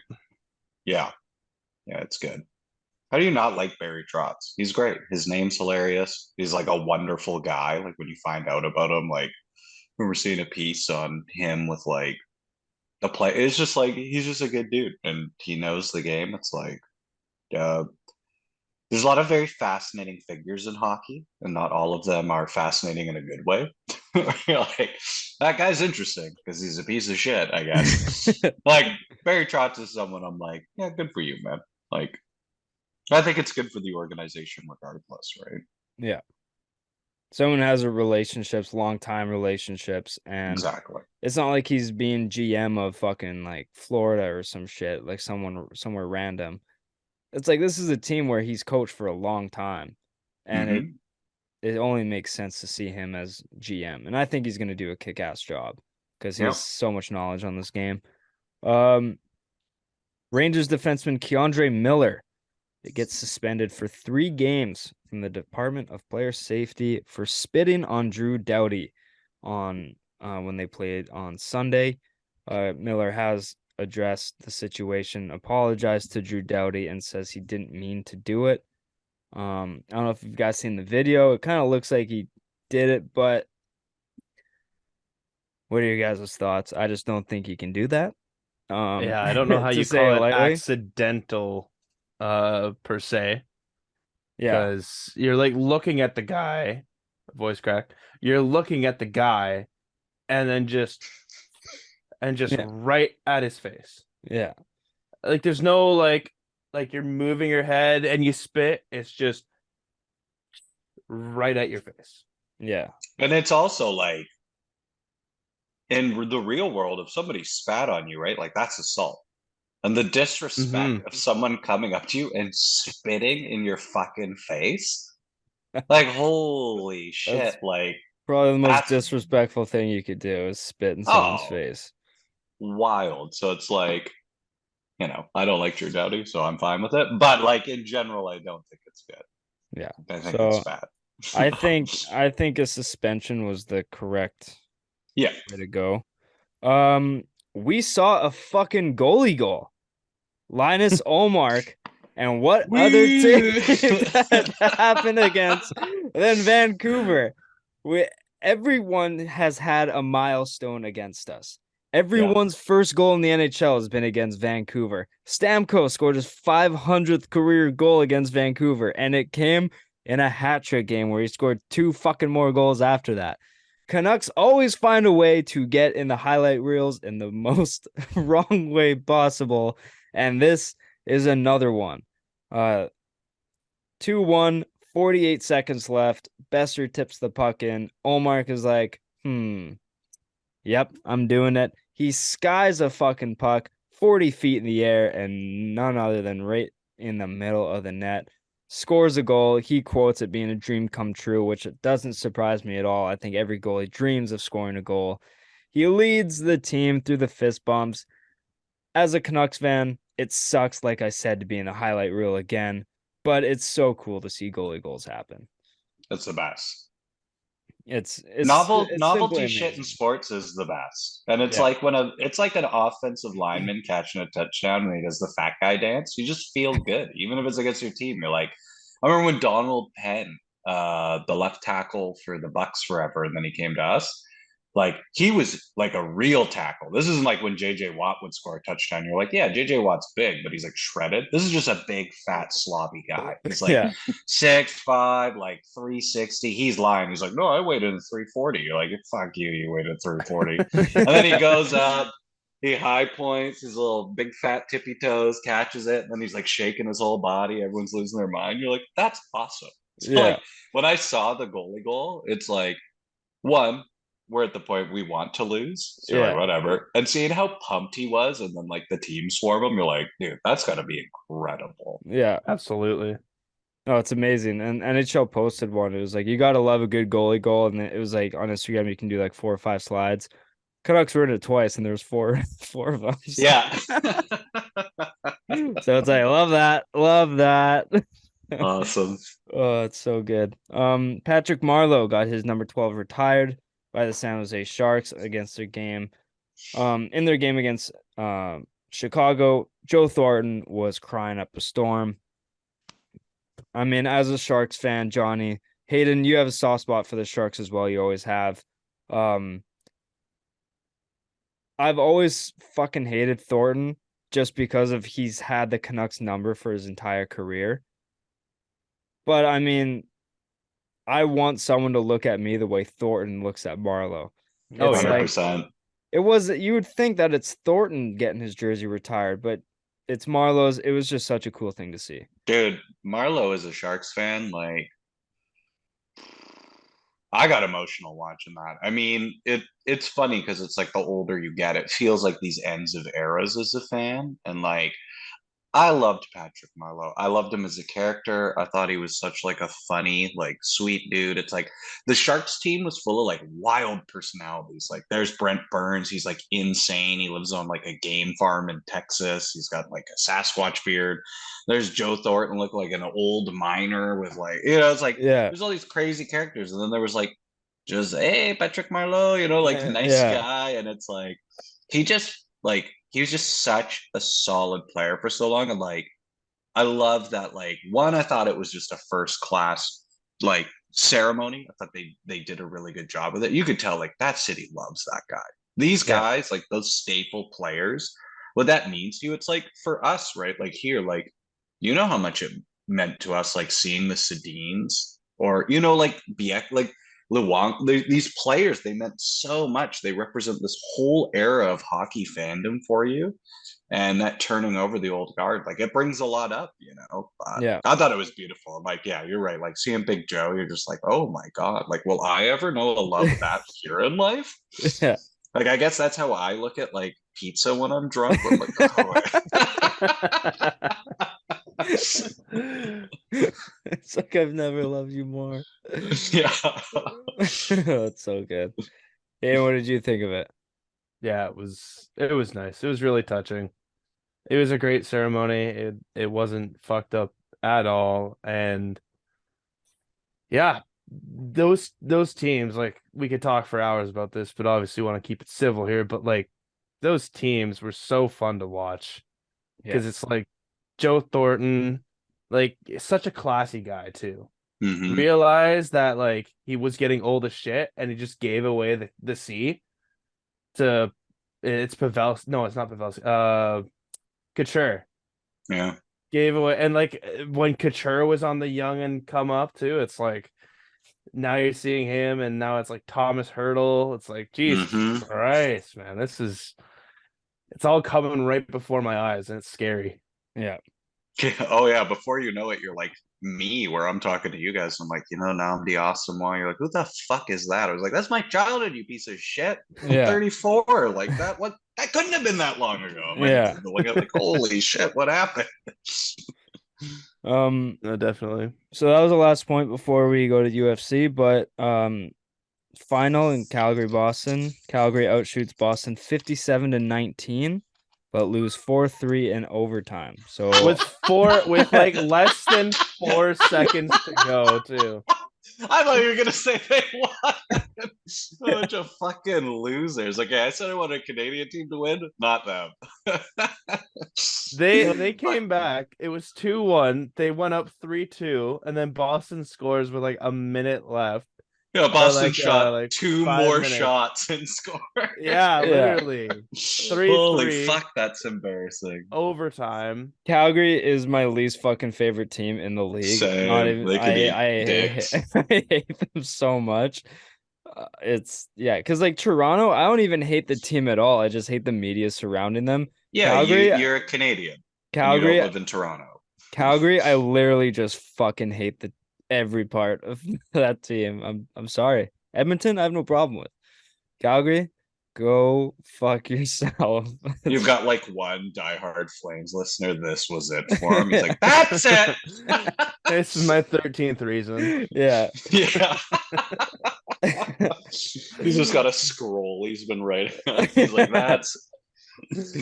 Actually, I want to say one thing. Did you guys see Brad Marchand's All-Star comments? No, I can use my imagination because I've heard Brad Marchand speak, and I bet it was fucking stupid, whatever he So said. the NHL came out and said that Seattle, Detroit, and Edmonton are the 3 locations in contention for next year's All-Star game. And Marchand commented, "Can't wait for all the players to boycott that game because no one wants to fucking go there." In a pregame interview, he said he addressed it. He was like, "Yep, I was just saying what all the players were thinking. I'm not gonna go, so it won't be my problem." Basically saying you can't. There's no time to have fun in the sun like Florida and stuff like that. I personally think the NHL should, once they kind of hit every city or whatever, just stick it like the Pro Bowl. Like we'll have it in Florida every year or Tampa or something where players can at least be on the beach and stuff like that and actually have a weekend to get away. I'm sorry, but Edmonton in February is miserable. Yeah. Enjoy. Yeah, Welcome. Oh, what do you make millions of dollars for a living? You're like, it was cold for that weekend. Like, who's this for? You or the fans? Like, also, give it to Florida every year. Florida sucks ass as a state. Fuck that place. You're gonna reward them and be like, hey, you guys know how everyone who lives here is a fucking idiot? They're like, it's like here's every All-Star game. Like, no, just because the players Yeah. want to go. The league, like the idea is to spread it around for the different fan bases. I'm a 34-year-old man. You think I watch any version of any kind of All-Star Pro Bowl game? Fuck no. I don't care at all. It seems like it's more for like kids and like It is families, and there's events. Yeah, well then fuck, suck it up. Okay, you're not gonna go, Marchand. Boo hoo. I guess you won't spit on my son. Like, whatever. I don't need you to go. I'm sure plenty of like half the like 60% of those players are Canadians. Like, they can't handle Edmonton in February. They'll be fine. Like, they'll go get drunk and skate around in someone's backyard. Yeah, that's fair. Yeah. That's fair. Sorry, it's Brad Marchand. You triggered me again. I'm like, fuck that guy.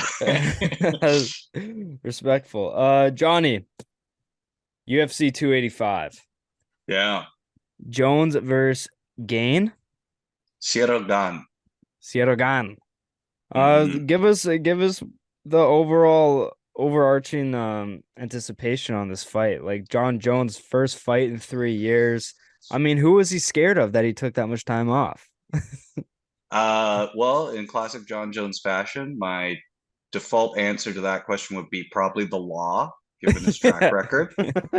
In that 3 years off, he strangled his wife in front of his children while he was drunk after receiving his Hall of Fame jacket. This is true. He's a horrendous human being. He headbutted the cop car upon being arrested. His child had to flee the room and call the front desk to call the police on him. This is Jon Jones. Now, this hasn't been talked about in the lead up to this fight yet, which is not surprising at all. Keep in mind, this got announced in the same week, the day after New Year's. Video comes out, Dana White slapping his wife at a nightclub drunk, right? Yeah. 2 days later. I thought he slapped her on an airplane. But I believe it was at a nightclub. Okay. My mistake. Hayden, can you hear him? No, I can't. Johnny, your mic's gone.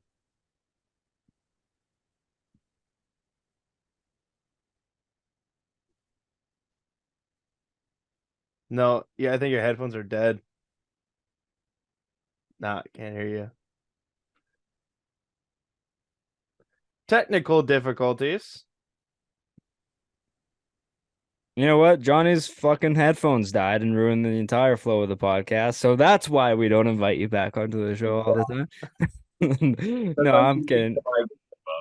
But so yeah, ultimately, like, to me, I'm a little annoyed from the optics because I love this sport. It's my favorite sport, even though, like, it's a complicated one. I said earlier, like, playoff hockey is the best team sport to watch, and I stand by that.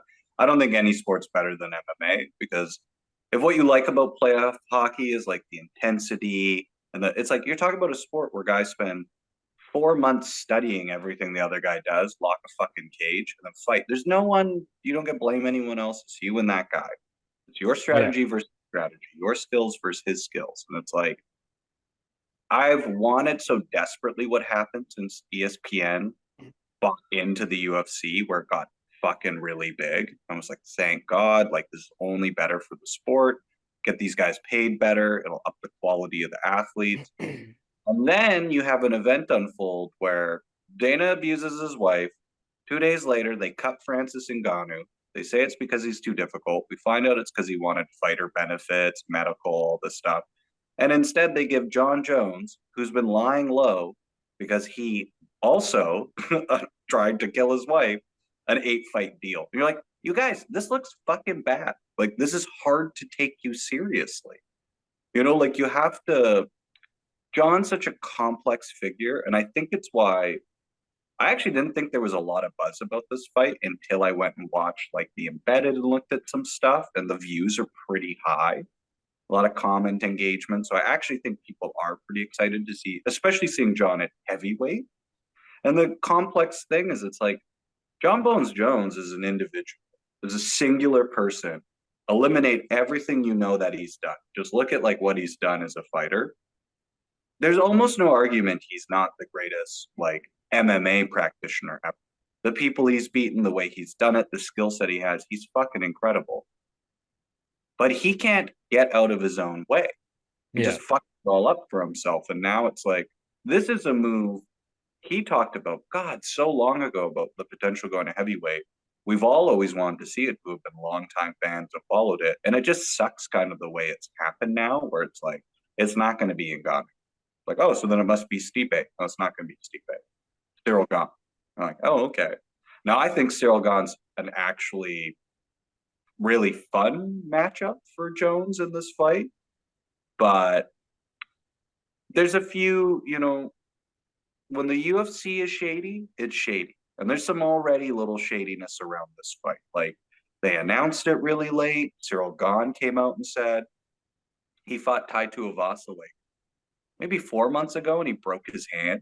So he hasn't trained up until they called him a month ago. I don't think he's lost. He's a really like interesting cat. He's the opposite of Jon Jones. He's like one of the most delightful people in the sport. He's like this terrifying French kickboxer. He's huge. He's as big as Francis. So he's 6'5", 265, built like a Greek god. He's got like insane cardio, really talented striker, not very great elsewhere. And he's just like really friendly and soft spoken and nice, no controversy. Like, so it's really funny where it's like the characters you get in the sport. It was like Connor and Khabib, where it's like, here's the guy who's the bigger celebrity, but he's like kind of a bad guy. Yeah. Like, who's his rival? And it's like, I don't know, this devout Muslim from the mountains somewhere. You're like, what? And like John's already like Cyril Gane's just been like, oh, it's really cool. I get to fight the GOAT. Da, da, da. Jon Jones like last night, like late night tweeting where he's like, I just watched Cyril's fight against so and so. Like, he sucks. I don't think he's got it in him. And he's like doing his like mind games already. I'm like, oh, wow. Yeah. No, I'm really interested to see. So, how do you kind of see this fight playing out? And what does like each fighter have? Like how can they get an edge in this fight? Man, I don't really dive too deep, like the broken hand stuff. Cyril saying he's not trained a lot.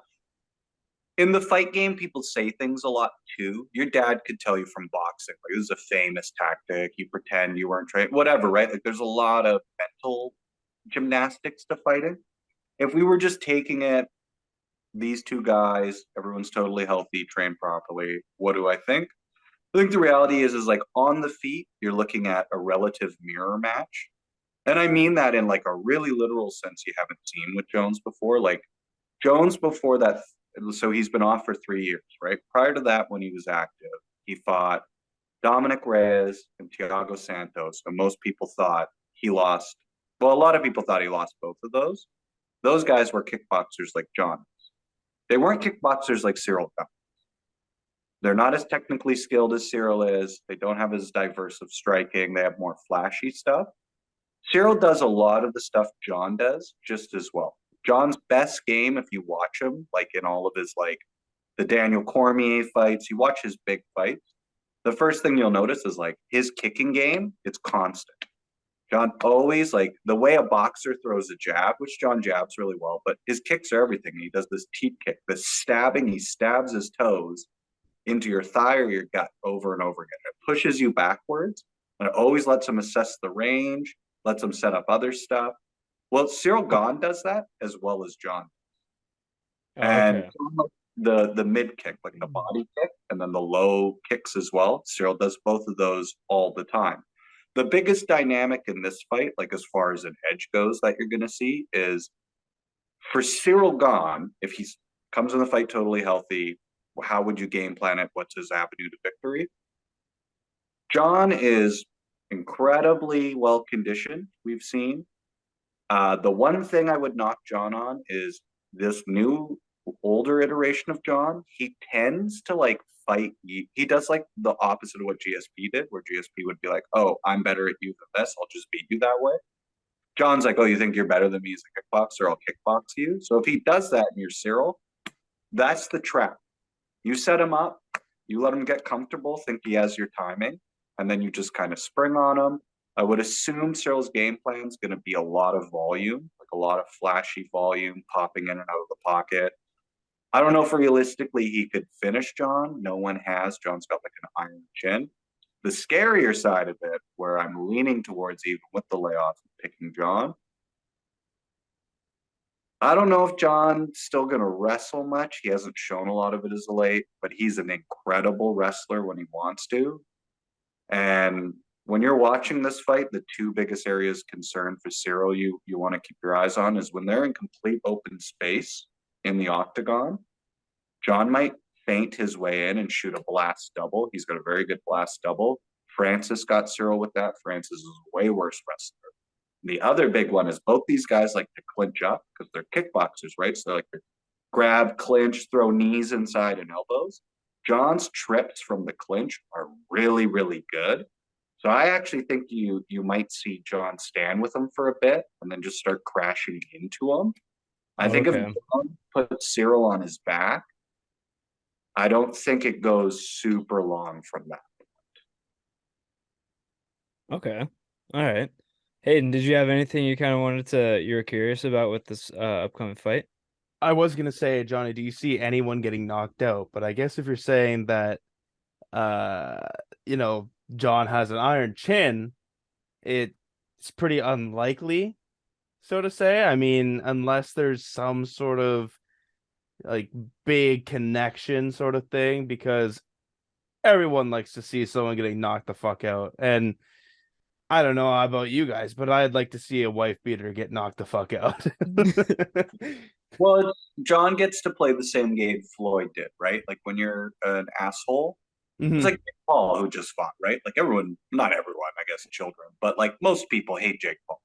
Well, so why are you watching him fight? Because all you're hoping for is you're like, holy shit, I hope Tyron Woodley knocks your dumb ass out. Tommy Fury, whoever. And with Jon, yeah, there's part of you that like, we wanted Ngannou because we're like, well, look, I don't care how iron your fucking chin is, Francis Ngannou can knock any human on earth. Yeah. You can go freeze frame knockouts in the UFC. Francis is clipping guys with literally like his pinky knuckle and this, like not flush punches and knocking them fully unconscious. That's as puncher in field. So you go watch the Jairzinho Rosenstrike fight. He hits him with these two knuckles, and Jairzinho's even leaning correctly. It just grazes his chin. He's instantly flash knockout, unconscious. Now he eats another punch fully unconscious. That's the cost of doing business. Oh, we're not the shaking hands game, but there could be a knockout in the sense of like Cyril. I think in his last three fights, he knocked out Tai Tuivasa in his last fight, who also has an iron chin. Dude's like a big, tough Maori. I think he's from he's Aboriginal Australian. He's a gangster, but like no, he's super like thick-headed, knocked him out, not like just put volume on him and then knocked him out. He knocked out Derek Lewis, which is like everyone who knocks out Derek Lewis, for the most part, just like he's fat and they kick him in the body till he gets annoyed and then he just lets them punch him till he gives up. You're not going to see that out of Jon. You could see, which people think is possible, is in the Reyes fight and the Thiago Santos fights, Jon's last two, he got clipped really bad by each of those guys once, where it clearly kind of hurt. Like he had to back off and rest on his laurels. You're fighting a 265-pound like world champion kickboxer. If that guy if Cyril Gahn thinks he hurts Jones, he's going to go to finish him. So it could happen. I honestly think you'd be more likely to see Jones finish Cyril on the ground if there's a finish in the fight. Like a submission or a TKO kind of thing? His ground and pound with the elbows is like really brutal. Like Jon, again, like there's two eras of Jon. There's like the youngest champion in UFC history, like, 7-fight run there, Jon, where it was like, he could wrestle anybody. I mean, when he fought Daniel Cormier and out wrestled a multiple time Olympian, you go, okay, that's pretty good. Yeah, it's not bad. Yeah. And then his ground and pound used to be very, very menacing. But the thing with guys who wrestled a lot, the older they get, they actually start to do it less because their knees are just shot, man. Yeah. So we don't really know. And I wonder with Jon, if maybe part of the reason he's really gotten away from grappling as much is it's just easier to strike. And he's still good enough that it's winning them fights. Yeah. It's fascinating either way. Anytime there's a heavyweight title fight and you get, even as controversial and shitty as they may be, someone is like big as Jon Jones, it'll be interesting. Yeah, that's fair. Definitely. What other fight on this card really catches your eye? I'll tell you this, if you're kind of casual, this card's like genuinely stacked. They sort of do this new strategy where they're like making all the fight nights almost unwatchable by just pillaging all the best fights and putting them on like stacked pay-per-views. This one's got a ton for you. Like the co-main is a title fight. It probably, maybe it surprises you. Realistically, it probably won't be that great of a fight. Valentina Shevchenko at this point is so utterly dominant that it's like, I love Alexa Grasso, who she's fighting. I don't think she stands a shot in hell of like winning that fight. So it's hard to get excited for fights like that where you're really certain. You're like, at best, she like wins a round. Because even the like only way path to victory she has, you're like, it's not going to happen.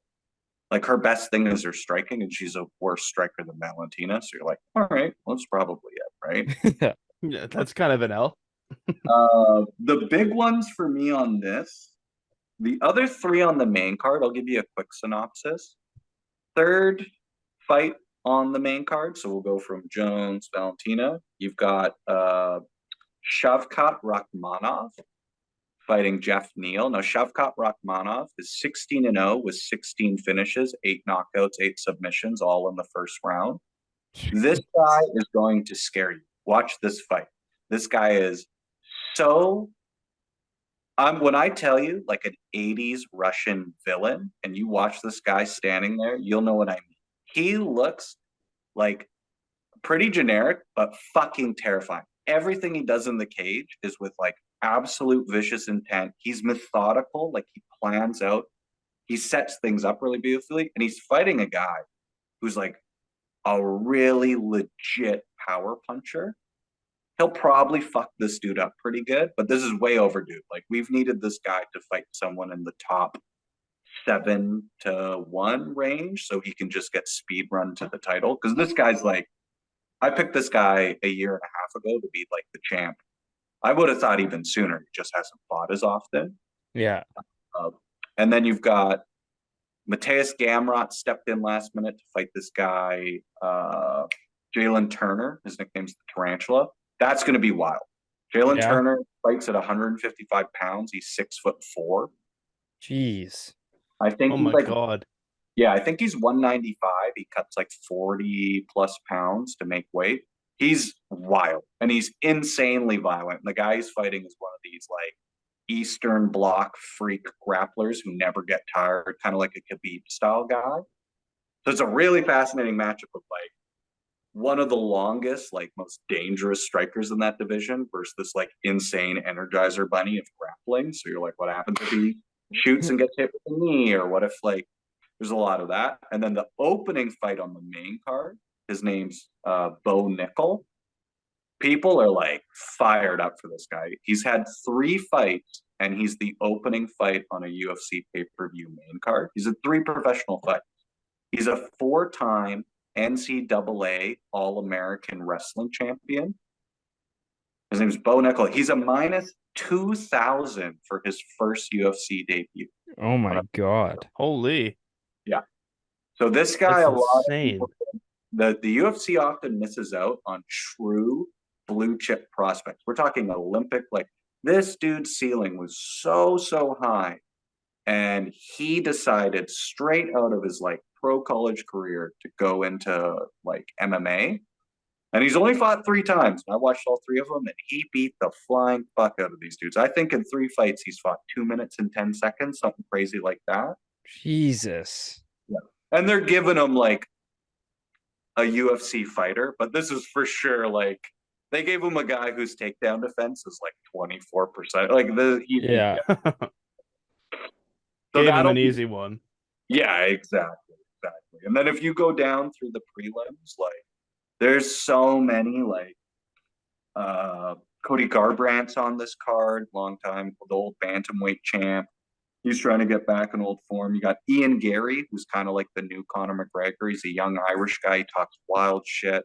He's like Conor before the coke, where he's still funny, where like Conor's just kind of now. This guy's still got like a little like, you know, he's got like bits and jokes prepared, and you know, certain lines. And the one other fight I'd circle, only because it's going to be hilarious and kind of crazy. There's this South African guy. His name is Dricus du Plessis. This name team. Dude, this guy's built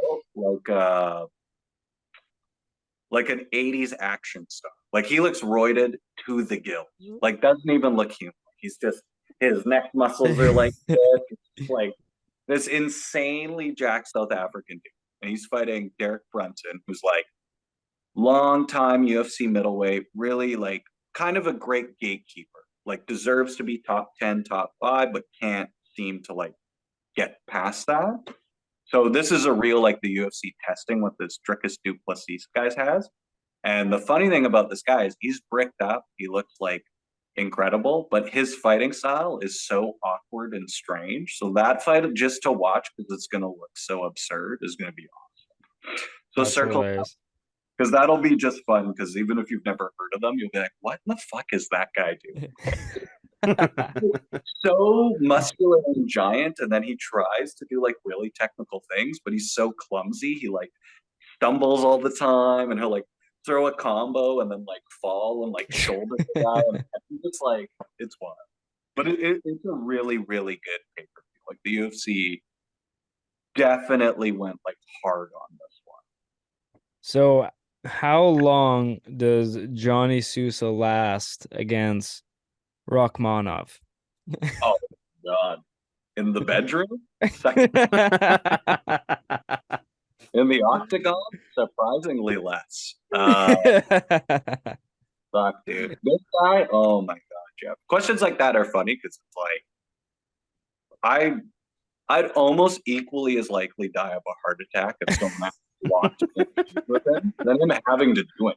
I think I'd just like fall to the ground and shit myself, and he'd pity me so much that I'm like, yeah, that was embarrassing. He's you know Kamzat Chimaev, the guy everyone was all pumped about. Yeah. Think like that, but he doesn't talk. Like Hamzat's like, I kill everybody. Ooh, he's like on the mic, and this guy's just like, hey, who do you want to fight next? And he like, you know, where is he from? Kazakhstan. He's from, you know, somewhere over there. And they'll translate, and it's just like, yeah, I don't care. Whoever. On the other way, and you're like, well, that was scary. It's like, I'll kill everybody. I'm a wolf or whatever. And you're like, this guy is nuts. And then that guy, you're like, that guy's an actual serial killer. Yeah. He's got some real demons in the cage. I don't care. Oh God. Please care a little bit about something. The drag off where if he dies, he dies. Just like, I don't think this guy. I don't know if there's a lot of emotions happening. McGregor is return.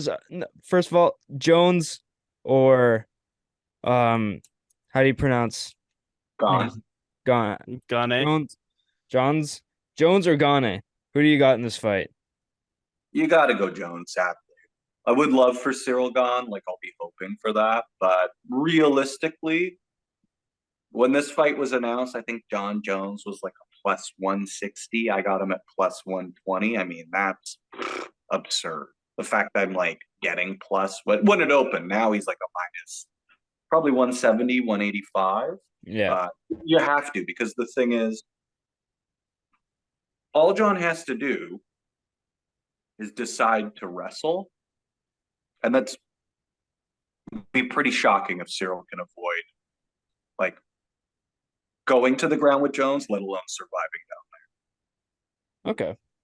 All right. Well, I'll look to that to see what Gane does. But McGregor is returning. He is coaching the Ultimate Fighter with Michael Chandler starting May 30th. And at the end of every Ultimate Fighter series, the two coaches fight. So McGregor is confirmed to get back into the octagon. It's always exciting to see McGregor get back in. So, Johnny, we weren't quite incorrect. You're still fucking talking about the Irishman. But obviously not necessarily for the same context as we usually does. What's your opinion on McGregor and Chandler coming in as coaches for the Ultimate Fighter? How do you feel about this whole shtick? Oh man. From a marketing standpoint, the UFC side, really smart. Conor, to be honest, I'm shocked he's as marketable as he still is, given how he's performed as of late. I think a big chunk of the UFC fan base is way less critical of McGregor than they are with other fighters. This is a guy you're talking about at this point. Like, fuck. The Poirier fights. The only win he's had in for a while was old ass Cerrone at 170. Like, it was just a bad look. His life's just like crazy outside of this. So I think they look at it and it's kind of like killing a few birds with one stone, where you go, if he has to coach, he has to get serious. The UFC's trying to get the tough show like ratings way back up. Conor McGregor on cable for free. People are going to watch it. They gave him Michael Chandler, who's maybe one of the most exciting pound for pound fighters in the whole sport. Like, he doesn't win all the time, but every fight he's in is crazy. And it's a winnable fight for Conor at the end of this. He's way bigger than this guy. They're going to fight at 170. Conor's fought there 4 times. Chandler's never fought there. Chandler has T-Rex arms. Conor McGregor, very lanky. It's very hard. Chandler's been knocked out probably 7 or 8 times in his career. So the only risk for the UFC, which is worst case scenario, is Michael Chandler is so explosive and dangerous himself. If this culminates into him knocking McGregor out at the end of it, that is certainly not what they're hoping. Yeah. Their goal is like, we're going to get an insane, because Conor McGregor is going to come into the show crazy. Like, think about what happened. He can't fight right away like he wanted because he took so many steroids to do the Roadhouse remake that he had to go into the testing pool. So this was like a way to like, okay, get him involved. And like the first clip that's come out of like the tough stuff is him absolutely shit-faced leaving the tough house. So you're like, what's going on? Like, is he not taking it seriously? So like, he's going to be crazy. Michael Chandler, if you're not super familiar with him, his shtick is he's kind of like a Ned Flanders type, like, oh, shucks. He's like, you go to his Instagram, it's all like motivational quotes at 3 a.m. and then like a black and white photo of him working out, or like, him eating like breakfast with his adopted children, being like, every day is a blessing. And then Conor McGregor's like handfuls of cocaine on a yacht, uploading videos of like someone who's not his wife giving him, a blow. You're just like, whoa. Again, the UFC and its choices. And it's like, Michael Chandler kind of said recently, if Conor McGregor like brings up anything about his family, like that's not gonna be cool. And you're like, dude, you know who he is, right? What the fuck? He's gonna talk to you about the weather.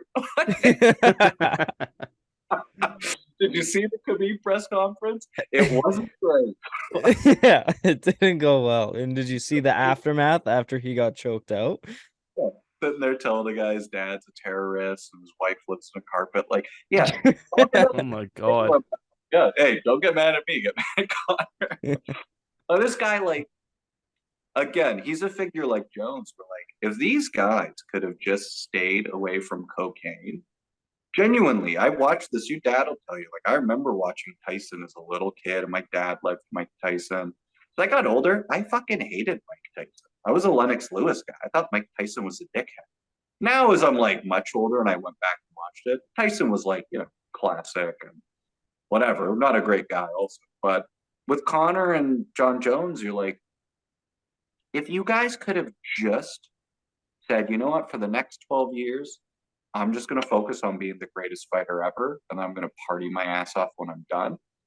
It'd be such a different story, right? But, that Floyd fight, genuinely, I think Conor hasn't accepted the fact he can't ever be who he was before that. Yeah. Mm-hmm. That level of wealth, and then think that you can pretend for a few months to be poor again and go train. Like, you can't. Yeah, like Mike Tyson himself said, right? It's hard to wake up and go running early from a bed filled with satin sheets. Like, yeah, it's tough. Yeah, because like when he went up against like Poirier, like Poirier he still has something to like work for. He doesn't. McGregor's like, I'm still getting paid at the end of the day, whether I win or lose, right? Like, I got this whiskey company that's doing really successful. I got paid a shit ton of money from fighting Floyd. I'm set for my grandkids are set from the money I've made. Like, he doesn't really have anything to push forward, right? No. Whereas like everyone he's fought, like Poirier is like, you're saying that shit about me, where it's like, you're playing a dangerous game with saying this shit. And obviously he's playing it up for promotion to sell the fight. But still, like, his opponents are going to take that to heart. And they're like, you're saying the shit about me where I still have something to work for where you don't. So, like, you're going to get your shit rocked and you're going to get humbled real quick. And so didn't have to elaborate that much, but it's like, yeah, like McGregor can never be who he once was because his wealth is quintupled since fighting Floyd, right? So, and these guys lose sight of the fact, like, once you're the guy, like, to that degree, there's a target on you. You don't think Tim Poirier put in the single most applied training camp of his life, and you're Conor, like, you're out of your fucking mind. He knows what's at stake. He beats you. You're Conor McGregor. You're going to want a rematch because you have an ego. That's payday and payday for Dustin. He wins both of them. What did Conor want? Conor wanted to come back and fight Dustin again. Literally. He was like, that's a fight. And Dustin was like, what the fuck are you talking about? Like, go win a fight. We'll talk about it, right? Like, he's now made it to a status where it's like, that's all well and good, but it's like, for Conor to come back, you go, if he comes back and he loses to Michael Chan, you're like, what do you even do with that? Yeah. You can't be ranked in the top 10 anymore, and you're supposed to be the biggest draw in the sport. It's a bad look. It is. It is a bad look. Him so heavily because it's like they can't really tell him what to do. Yeah. He's so independently wealthy. He doesn't need to fight for money. He says, and he's right when he says, I'm not fighting because I need money. He's right. He does not. He doesn't. He owns companies that make way more than he probably makes per fight. Yeah. But it's like, well, if you're not doing it, you're fighting to get your legacy back or whatever, you're not doing it probably the right way. You know, my 100%. McGregor has been, he has kept the same head coach, John Kavanagh, and trained out of KSD Ireland the entire time. And he has barely developed or grown as a fighter from his peak. And I think that's a huge indictment on him and on his coach. And he's a loyal guy, and God bless you. But if you were smart and you really want to keep your coach, you should be bringing in different people to help elevate your game. And he hasn't. Yeah. His game regressed. He's become a worse fighter, a simpler fighter. You haven't seen him get into a proper karate stance like he used to all the time and fight at measured range. Now it's all flat-footed boxing technique, kind of base level kickboxing. It's just, you know, at least I'll give Jon Jones credit. Like, as far as his all-around game, he hasn't like fallen, like he's not getting noticeably worse. It's just the competition's getting noticeably better for him. With Connor, he's actually like, from a skills perspective, he is kind of getting worse. Yeah. You know, but it'll be exciting. Like you said, anytime Conor McGregor's happening, people are going to pay attention. Yeah. Because a lot of people just watch to see what he says, not even fighting. But no, yeah, 100%. I'm really excited for this upcoming card this weekend and the whole McGregor Ultimate Fighter series. It's gonna be something to tune into for sure. Oh yeah. We've been running for long, Johnny, but do you still have time to do you still want to do this game or do you want to call it? I'm gonna personally have to tap out, guys. You're a I have puss. I usually go to bed at 9:30, so wah, wah. yeah, shut the fuck up, okay? You don't get up at 5:30. You don't know my schedule. 5:30. I'll see you getting up at 11, okay, Mr. Lafitte? No, I'm kidding. You probably don't get know up my around schedule. you get up probably like what, around to 8? Tomorrow I have to get up at 6:30. Yeah, okay. And then what about the next day? He's like, anyways, that's our episode. Tomorrow I have to get up at 8:30. Yeah, okay. But no, Johnny, thanks again for coming on. This was a ton of fun. I want to get you back on for the Usman fight too. I think that would be a really good time. Or the next McGregor fight. We'll do. There you go. Wow, this was fun, guys. Thank you so much. For sure. Hayden, where can the people find you? On Instagram and Twitter at hpart13. Follow me on Instagram, Jevon.Lefave, Twitter, JevonLefave. Find everything for the show on Instagram, Twitter, and TikTok at leftsideheavy_. Thank you so much for listening. We will see you guys next time. Peace.